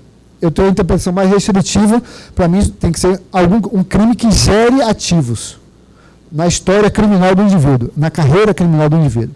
Então, o conceito, inclusive, de carreira criminal é importante aqui. Então, imagine um indivíduo que tem uma carreira criminosa. Mas, no caso concreto, pense num médico perito. Médico perito que recebeu... foi flagrado aí por uma investigação da Polícia Civil, recebendo propina, para dar laudo falso. Aí o juiz condenou esse médico perito por esta corrupção. E no ato, a polícia, Zimbardo Abrado, pegou ali no esquema, conseguiu achar o valor da propina, que seria, sei lá, R$1.000. R$1.000 do indivíduo. Bom, mas aí o Ministério Público e a polícia pedem a quebra do sigilo bancário, fiscal e desse médico e descobrem, perguntam aos cartórios, pedem ao COAF e descobrem um patrimônio de 20 milhões. Esse patrimônio de 20 milhões é absolutamente incompatível com o que aquele médico ganha. O que é que o Ministério Público, a partir do dia 23 de janeiro, pode fazer? Na denúncia contra esse médico, já apontar a diferença patrimonial e pedir que lá no final, depois do contraditório, se essa diferença patrimonial não for justificada, confisque toda a diferença. Toda a diferença. E não só os R$1.000 que eram a propina do laudo falso que ele ia dar. Isso é revolucionário. Por vários motivos, até porque há grandes complicações em relação à presunção de inocência ferida, direito de propriedade é ferido, porque o patrimônio, o Ministério Público não provou que o patrimônio é ilícito. O que o Ministério Público, o que a lei exige que o Ministério Público prove, que o juiz reconheça, é que o patrimônio é incompatível com o rendimento não declarado, o rendimento conhecido e provado. Se houver essa desproporção, essa discrepância, inclusive na Itália, esse instituto se chama confisco proporcional, o nome do instituto em língua italiana. Em língua inglesa é a mesma coisa, extended confiscation, a mesma coisa que a gente chama em português, em espanhol também, né? Em francês também, confisco alargado. E eu estou dizendo esses idiomas para que os senhores percebam que isso já existe nesses países. Itália, França, Alemanha, Estados Unidos, Inglaterra, Portugal, Colômbia, e já existe e vem sendo considerado constitucional pelas respectivas Suprema Cortes, né? Nessa extensão. E aí, o que é que entra aqui? Entra mais um âmbito de debate, que é o conceito, que é muito do direito tributário, especialmente da Receita Federal, do acréscimo patrimonial a descoberto. Se houver acréscimo patrimonial a descoberto e o Ministério Público provar que o indivíduo foi condenado por um crime produtivo de ativos e ele tem uma carreira criminosa, essa carreira criminosa permite pedir ao juiz que reconheça um confisco nessa extensão. Por favor. Pois não. É bom a sua interrupção para beber água.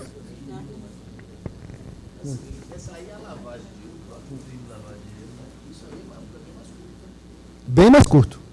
Bem mais curto. Ele é uma alternativa. A sua pergunta é excelente, porque permite fazer falar do gênero. A gente está aqui no campo do gênero, que é a extinção de domínio. A extinção de domínio ela tem duas grandes vertentes. A extinção de domínio e propriedade, né? Falando aqui de domínio e propriedade mesmo. A extinção de domínio pela via penal e a extinção de domínio pela via civil. Na via civil, o melhor exemplo é a Colômbia. A Colômbia criou uma ação civil de extinção de domínio, tem curso perante um juiz civil e atinge patrimônio de alguém que é acusado de um crime, que pode ter sido, pelo qual pode ter sido condenado ou não. Por exemplo, essa pessoa pode ter se beneficiado da prescrição. E aí o Ministério Público não pode mais levar ação penal, mas leva uma ação civil agora contra o patrimônio, que é de origem do narcotráfico, por exemplo, né? Então, esse é um modelo. O segundo modelo é um modelo de confisco civil, mas dependente de uma condenação penal, confisco amplo. E o terceiro é um confisco penal, como o que nós vimos aqui. Depende de uma condenação criminal. Eu não posso usar isso aqui se não tiver uma condenação criminal, né? Aqui, ó, acabei de falar disso. Então, são esses modelos aqui. Non-criminal forfeiture, ou seja, confisco não criminal, e o criminal forfeiture, né? Com a outra expressão, que são sinônimas, confisco baseado em condenação ou confisco que não depende de condenação.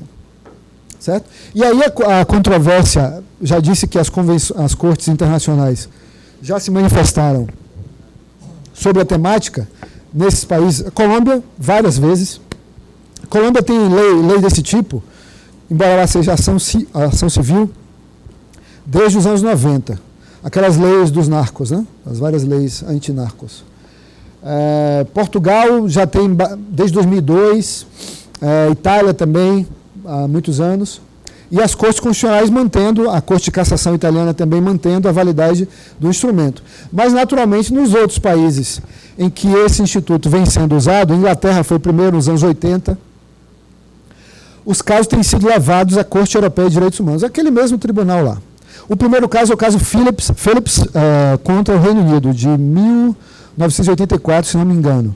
Mas esses dois são muito mais recentes e muito mais interessantes, porque eles já pegam o modelo atual de non-criminal confiscation e confiscos cíveis e confiscos pelo valor alargado.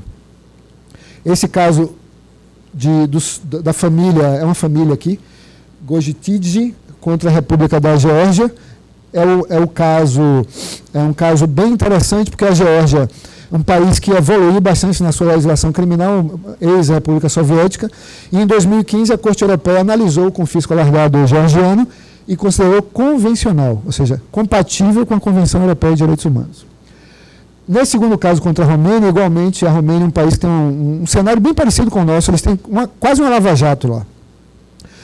A Romênia, em 2018, foi julgada pela Corte Europeia, duas famílias aqui, Telbis e Visiteu, e esse caso é o caso do médico perito, que eu dei exemplo aqui. É exatamente o que aconteceu nesse caso romeno. Houve um confisco do patrimônio que ele havia amealhado durante a sua carreira criminosa de médico perito, né? E esse confisco não se deu em função da corrupção que foi provada e que resultou na condenação dele, durante a escuta telefônica que ele sofreu. A condenação permitiu que todo o patrimônio desproporcional fosse retirado do indivíduo. Pois não. Pois não.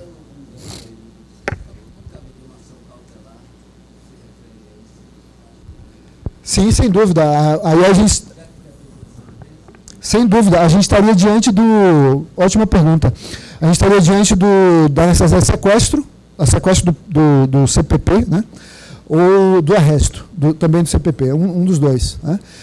E aí, essas medidas securatórias, basicamente, como a gente está tratando de patrimônio resultante de uma carreira criminosa, seria a medida de sequestro mais compatível com o cenário.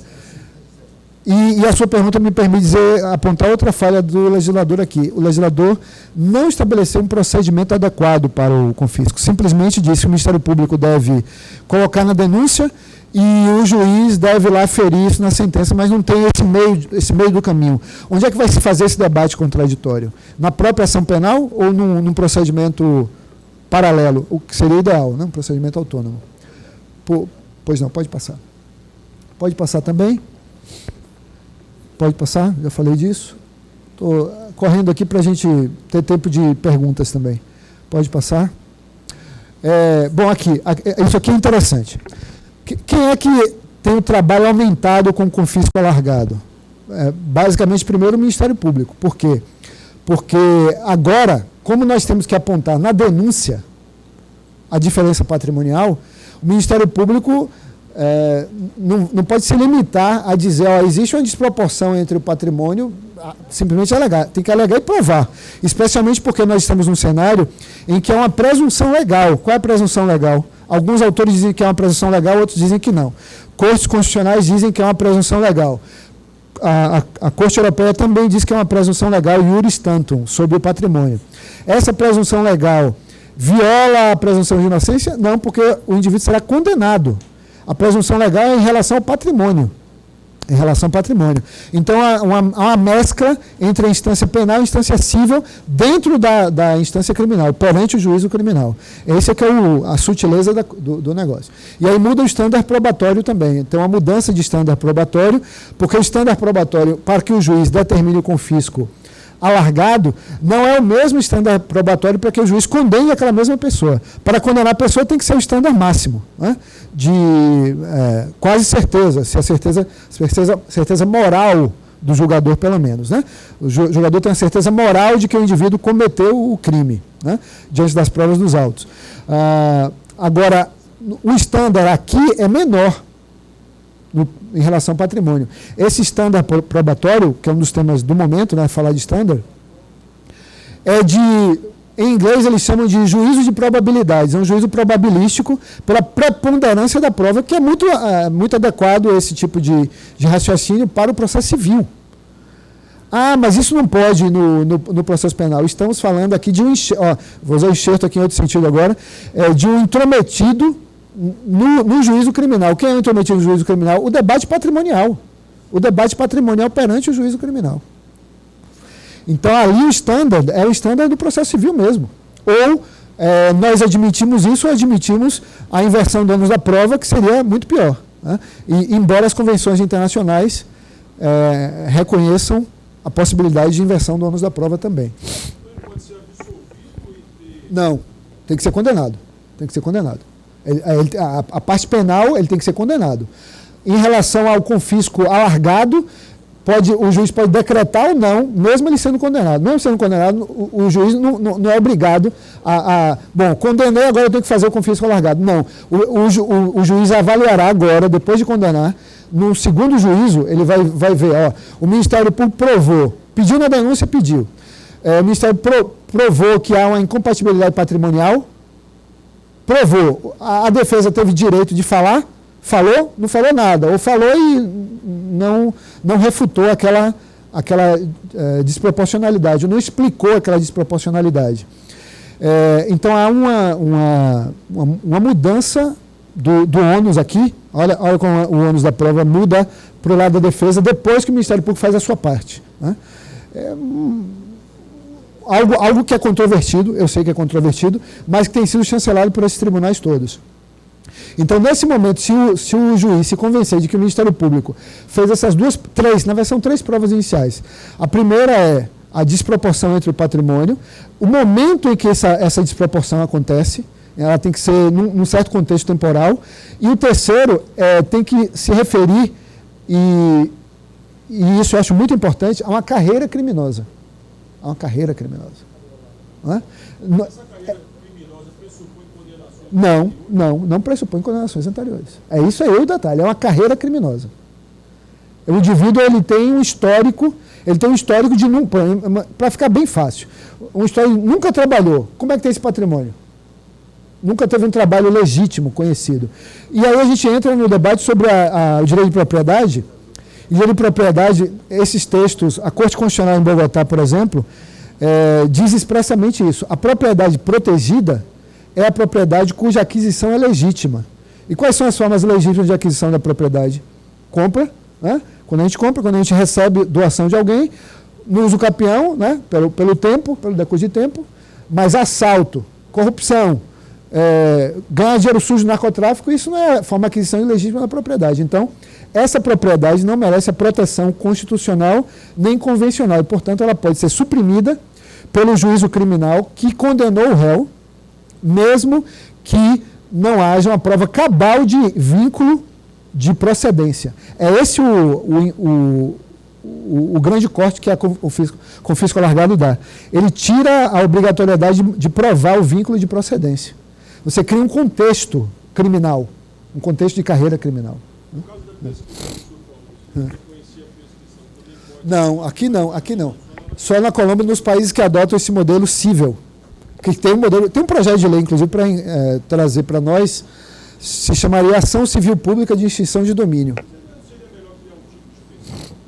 Enriquecimento ilícito. Aí dizem que o enriquecimento ilícito inverte o ônus da prova no tipo penal. Aí tem outras controvérsias. As controvérsias são inúmeras, né? Você não tem como dizer assim, é isso e pá, pronto, né? Bom. Sim. Sim.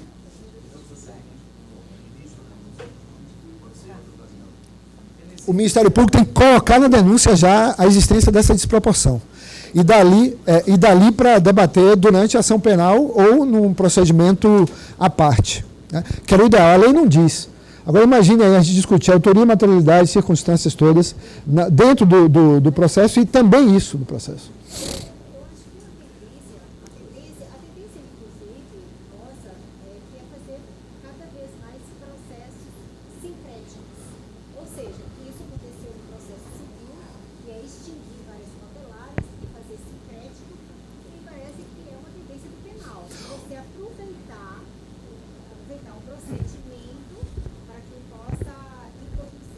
Sim, ou aproveitar, na linha da pergunta, aproveitar as cautelares, as medidas assecuratórias que tenham sido apresentadas. Porque nem sempre elas serão, né? Nem sempre elas serão. Eu digo em relação ao processo penal, sequestro e arresto do processo penal. Muito bem. O Ministério Público, então, tem que fazer esse dever aqui. Aí parece que o CNMP estava adivinhando isso. Isso aqui é o trecho, o artigo 14 da Resolução 181 de 2017 do CNMP, que trata da persecução patrimonial. O Ministério Público terá de fazer uma persecução patrimonial. Então, criar uma autuação, paralelamente ao inquérito ou ao PIC, e nessa autuação pedir as medidas cautelares penais, processuais penais. Fazer os pedidos de quebra de sigilo para aferir o patrimônio e, a partir dali, na denúncia, apontar a incompatibilidade patrimonial que tenha sido demonstrada nessa investigação e, dali, submeter depois ao contraditório para permitir que a defesa diga, não, vocês não sabem fazer conta. Os promotores e procuradores não sabem fazer conta, está errada a conta. Ou vocês desconheciam outras origens legítimas de meu patrimônio, está aqui. Pronto, resolvido o assunto. Ele estará condenado pelo crime lá, mas o patrimônio não será alcançado pelo confisco alargado. Por favor. E, para terminar, o acordo de não persecução civil, aí o problema dos vetos. Eu prometi falar dos vetos, está aqui o problema do veto. O artigo 17, parágrafo 1º, é o artigo que cuida do acordo de não persecução civil. Esse artigo, ele diz assim, o Ministério Público pode fazer o acordo na persecução civil e os legitimados, colegitimados também, né? Todos os legitimados da lei de ação de improbidade.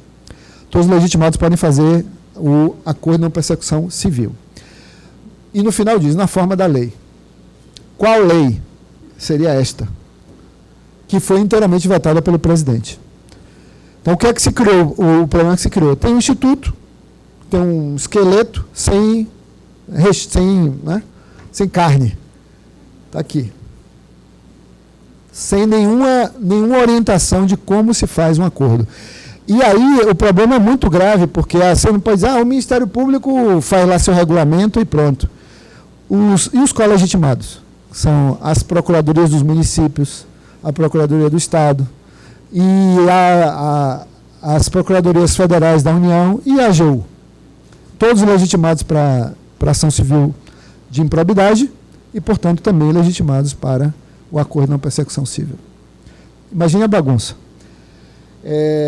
E a bagunça é ainda maior pelo seguinte, porque existem dois tipos de procedimento, porque o artigo 17, pode passar o próximo?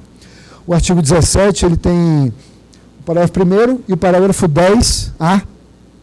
O parágrafo 1º se remete ao acordo antes da propositura da ação de improbidade. Já o 10A menciona a possibilidade de solução consensual depois de proposta a ação de improbidade. Né? Ali naquela fase ainda antes do recebimento da inicial. Isso dá a entender que o legislador admitiu o acordo de não persecução civil depois de deflagrada a persecução civil. O autor já propôs a inicial. O autor já não está ainda estabelecida a relação jurídica inteira. Ok, tudo bem. Mas dá essa abertura e seguramente haverá quem vai dizer que pode fazer esse acordo durante a ação de improbidade. Vai ter muita gente que vai dizer isso, inclusive eu acho que cabe. Eu acho que cabe. Por que cabe? Porque o espaço consensual, a consensualidade é uma revolução que está varrendo o processo civil e o processo penal brasileiro, e o administrativo. Né? Os professores de direito administrativo aqui podem dizer melhor do que eu, né? Do impacto daquela lei de 2015, do consenso na administração pública, das soluções de mediação na administração pública. No processo penal a gente vê isso desde 99, com a lei 9.095, com a lei 9.099. Em 2013, com o acordo de não colaboração premiada. Agora, com o acordo de não persecução penal. Então, o consenso é inevitável que nós busquemos diminuir a carga processual que é litigiosa. Vai diminuir muito o número de processos que vão, de fato, a julgamento, se essas ferramentas forem bem utilizadas. Isso significa que os desembargadores terão menos processos para julgar em grau recursal, se as medidas forem implementadas corretamente. Né? O Ministério Público e a Defesa no penal, fizemos o acordo de não persecução penal, não tem processo a ser julgado na primeira instância e, obviamente, nenhum caso a ser julgado em tribunal. O acordo de não persecução civil, pelos vários legitimados, a mesma coisa, por favor. Então, aí o modelo, esquematicamente, acordo de não persecução civil, extrajudicial e judicial. Primeiro problema, quem homologa? Tem homologação? O extrajudicial? A lei não diz. Então, nós não sabemos se, quando o Ministério Público faz o acordo, se alguém homologará. Esse alguém poderia ser quem, desembargador Edivaldo? Você conheceu muito bem a estrutura interna do Ministério Público. Regina também. Quem poderia ser? O Conselho Superior do Ministério Público, né? Ou, no nosso caso, o MPF, poderia ser uma das câmaras de coordenação e revisão. Mas a lei não diz. Né? Esse é o primeiro problema. Mas se não for um acordo do Ministério Público, quem homologa? O extrajudicial. Quem homologará? Será um órgão superior da AGU. Ok. Né? O procurador aqui de Salvador, da AGU, advogado da União aqui, submete a sua chefia em Brasília. Muito bem. Mas se for um procurador do município, pensa aqui, de Acajutiba, terra de minha mãe. Não tem procurador municipal, deve ser um advogado. Quem é que homologa esse troço? Né? Não tem um controle. Vai ter um controle? Bom, O MP tem um trabalhão aí para fazer, para acompanhar como custo as leges, fora do judiciário, um acordo de não persecução civil feito por uma pessoa jurídica de direito público. Onde? A publicidade disso. Qual será? Qual será a publicidade desses acordos? Porque o Ministério Público tem um sistema, né, que dá para consultar um sistema, às vezes público, às vezes com senha, e tem a estrutura hierárquica, né, de controle. Aí é bem complicado. A gente está falando de improbidade administrativa. E improbidade administrativa resulta aí, quando passa pelo tribunal, em ficha suja. Resulta em ficha suja. Imagina a tensão para resolver as coisas em acordos de não persecução civil. Colegitimados, né? Com os colegitimados, independentemente do Ministério Público concordar ou não. Ok? E se for judicial, né, o MP como custas leges é a homologação pelo próprio juiz. Pelo próprio juiz ali. Se o autor da ação não for o Ministério Público, ele atua como custas leges. Por favor. Tem um momento de proposta. Isso aqui é um procedimento inventado, porque a lei não diz o procedimento. Então, pegando pedaços daqui, pedaços dali. O MP e os outros legitimados com pessoas físicas e jurídicas. Que o acordo pode ser com pessoas físicas ou com pessoas jurídicas. O MP e os outros legitimados de um lado e esses do outro lado. A negociação tem vários modos. Ela pode ser presencial, mas onde vai ser essa negociação presencial? Ou por escrito, troca de papéis. Em alguns lugares já se está fazendo por troca de documentos, né? Quem é que participa dessa negociação? Se a negociação foi iniciada pelo Ministério Público, a pessoa jurídica participa lá, já aqui, na negociação, ou só na etapa da formalização? Ou é simplesmente cientificada? Vejam quantas questões vão surgir. A formalização tem que ser por escrito, a única certeza que há, e a homologação, ela poderia seguir o modelo do TAC, que seria um modelo mais próximo do termo de ajustamento de conduta, da Lei de Ação Civil Pública, né? Ou poderia seguir o modelo do acordo de leniência, da Lei Anticorrupção Empresarial, ou poderia seguir o modelo de acordos penais, por simetria, por analogia, se quiserem. Eu preferiria que fosse algo parecido com os TACs, ou os acordos de leniência, porque, embora, quando o Ministério Público formaliza, seja um TAC, na verdade é uma leniência. Substancialmente é um acordo de leniência, cujo principal objetivo é ressarcir o patrimônio público. Por favor. Vamos pular esse. Como é que nós impugnamos? Se alguém não gostou do acordo, como é que nós impugnamos? Digamos que seja lá numa prefeitura qualquer e foi feito para proteger alguém. Não foi feito para proteger o interesse público, mas para proteger alguém de uma condenação por improbidade. Ação popular é possível, aí vai judicializar um negócio. Por que vai provocar judicialização? A falha legislativa, no caso do presidente, ao vetar o procedimento. O procedimento tinha sido desenhado pelo ministro Campbell, pela comissão do ministro Campbell. Estava bem desenhado. Aí, cortou de fora a fora. A AGU foi contrária ao procedimento, como estava. O procedimento. Tem lá nas razões do veto que foi porque limitava muito o escopo do acordo do jeito que foi proposto, como ele foi proposto. Aí, um veto... sem dúvida. Tenho dúvida. Tenho dúvida disso. Tenho dúvida. Então, ações anulatórias, ações civis públicas até, e claro, não podia faltar uma ação de improbidade, né? Se tiver corrupção para fazer uma coisa de não a gente faz agora uma ação de improbidade para pegar os corruptos, né? Mandado de segurança e os recursos, naturalmente. Por favor. E aí, para fechar, então, aquele último material de prova, né? Eu não vou falar de todos aqui, porque o tempo já está muito grande. Eu só vou falar de meios de obtenção rapidamente no próximo slide. As diferenças aqui que nós vimos com a lei anticrime foi a criação, isso aqui é importantíssimo, das bases de dados periciais novas, banco de dados de perfis multibiométricos, perfis multibiométricos, né? O que gera uma tensão fortíssima com a LGPD, que é a Lei Geral de Proteção de Dados, que entra em vigor em agosto. Por quê? Porque a gente está falando de dados genéticos, dados super sensíveis, dados pessoais sensíveis. Os bancos de dados multibiométricos vão recolher impressões palmares, imagem, captura da face, íris, voz. Imagine isso de inúmeras pessoas, isso numa base de dados, se vaza um negócio desse. Ou para que pode ser utilizado esse tipo de dado, né?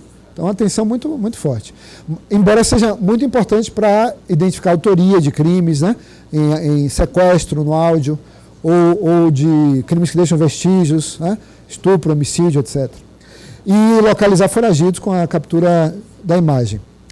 Por outro lado, também, a capacidade da polícia de elucidar crimes com armas de fogo vai aumentar muito por causa do banco de dados de perfis de balística forense, dos projetis ou projéteis.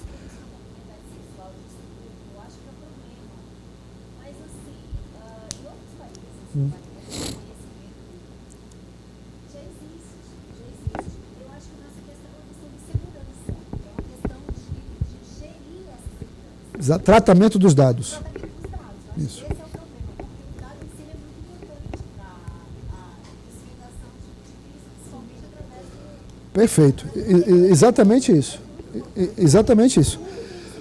Material genético e essas outras amostras multibiométricas.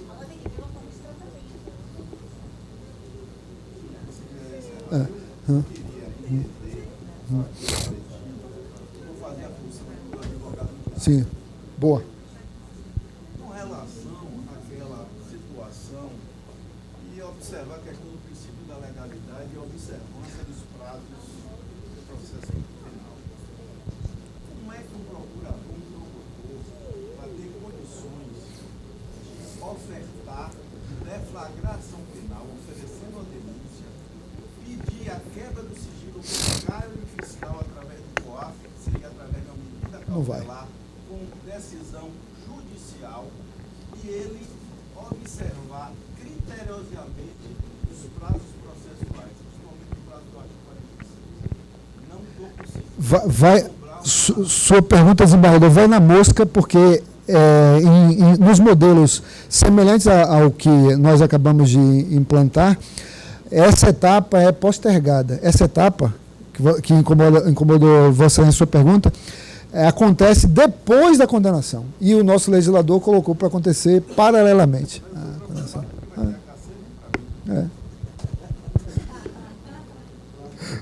Deixa aparecer o primeiro confisco largado. Vamos ver como é que a gente vai se entender com ele.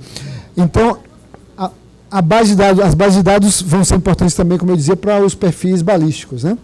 Para comparação balística dos vários projéteis encontrados por aí, armas também usadas em crimes sucessivos. Mas só para ficar com o último agora, passa ali. Outro, desculpa. Bom, esse é o último. O que é que mudou com a lei anticrime? Meios especiais de obtenção de prova, também chamada de técnicas especiais de investigação. Na lei de interceptação telefônica, houve uma alteração inclusiva de meio e a inclusão de um tipo penal novo. O que é que se incluiu ali? Se incluiu a possibilidade, o regulamento da escuta ambiental, que não existia e levava ao absurdo. Todos se recordam qual era o absurdo. Quando o juiz autorizava a interceptação telefônica, ele fixava 15 dias, porque a lei dizia 15 dias. E a nossa lei não dizia qual era o prazo da escuta ambiental, que é muito mais intrusiva em relação ao direito de privacidade do que a escuta telefônica. A escuta telefônica só se escuta o que a pessoa está falando no telefone naquele instante. A escuta ambiental todo o tempo daquele ambiente. Então deveria haver uma regra, e essa regra demorou pelo menos, se a gente contar de 1995, quantos anos são, até 2020. E se criou o tipo penal correspondente ao vazamento ou à violação do devido processo legal na escuta ambiental. Muito bom. Alterando a 9.092/96.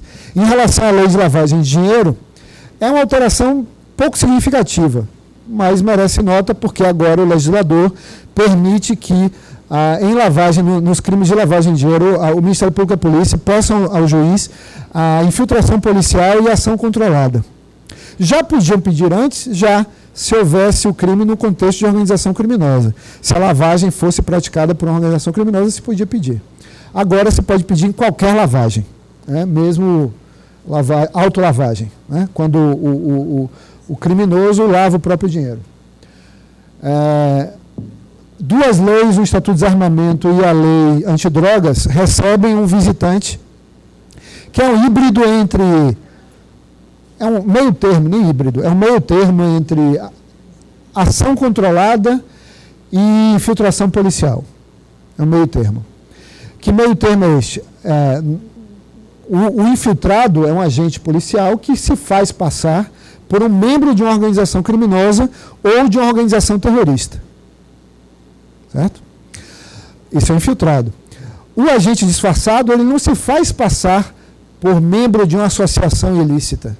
Ele se faz passar por um cliente de um prestador de serviço, que é aquele sujeito que está ali para cima e para baixo numa rua qualquer, oferecendo algo, normalmente drogas. Ele chega ali e se faz passar por consumidor, usuário, quero comprar cocaína, maconha, alguma coisa, e aí a polícia se vale desse momento para realizar o flagrante com o agente disfarçado. Uma diferença substancial: o agente disfarçado não precisa de autorização judicial. O infiltrado precisa. O infiltrado precisa de autorização judicial, o disfarçado não. Porque o agente disfarçado é meramente operacional. Operacional de uma coisa, de um crime que está acontecendo na rua. Né? Não vai ter incursão normalmente. A não ser que tenha incursão em domicílio, espaços protegidos. Né? Mas se for investigação de rua, baseada em campana, ou em vigilância, ou em televigilância, algum tipo de campana, essa modalidade investigativa dispensa autorização judicial, tanto para drogas quanto para armas de fogo, munições e suas partes. Armas de fogo, suas partes e munições. E a última alteração que está lá é da lei do crime organizado. Muitas alterações na colaboração premiada, muitas alterações. Assim, um impacto bastante grande. Pode passar. E esses impactos vão se fazer sentir, de um lado, no desestímulo à colaboração premiada e, por outro lado, no estímulo a ela, porque houve algumas alterações positivas. Outras nem tanto, e algumas péssimas, que vão tornar ainda mais complicado o manejo dessa ferramenta e, desembargador Abelardo, mais habeas corpus a serem julgados nos tribunais. Muito obrigado a todos e fico à disposição para perguntas também.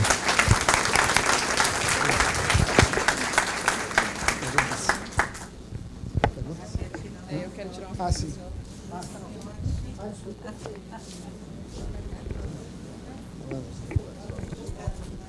Virado para cá? Pode vir atrás aqui, usar. Se não tiver perna. Pode fazer uma foto se você não tiver mais perna.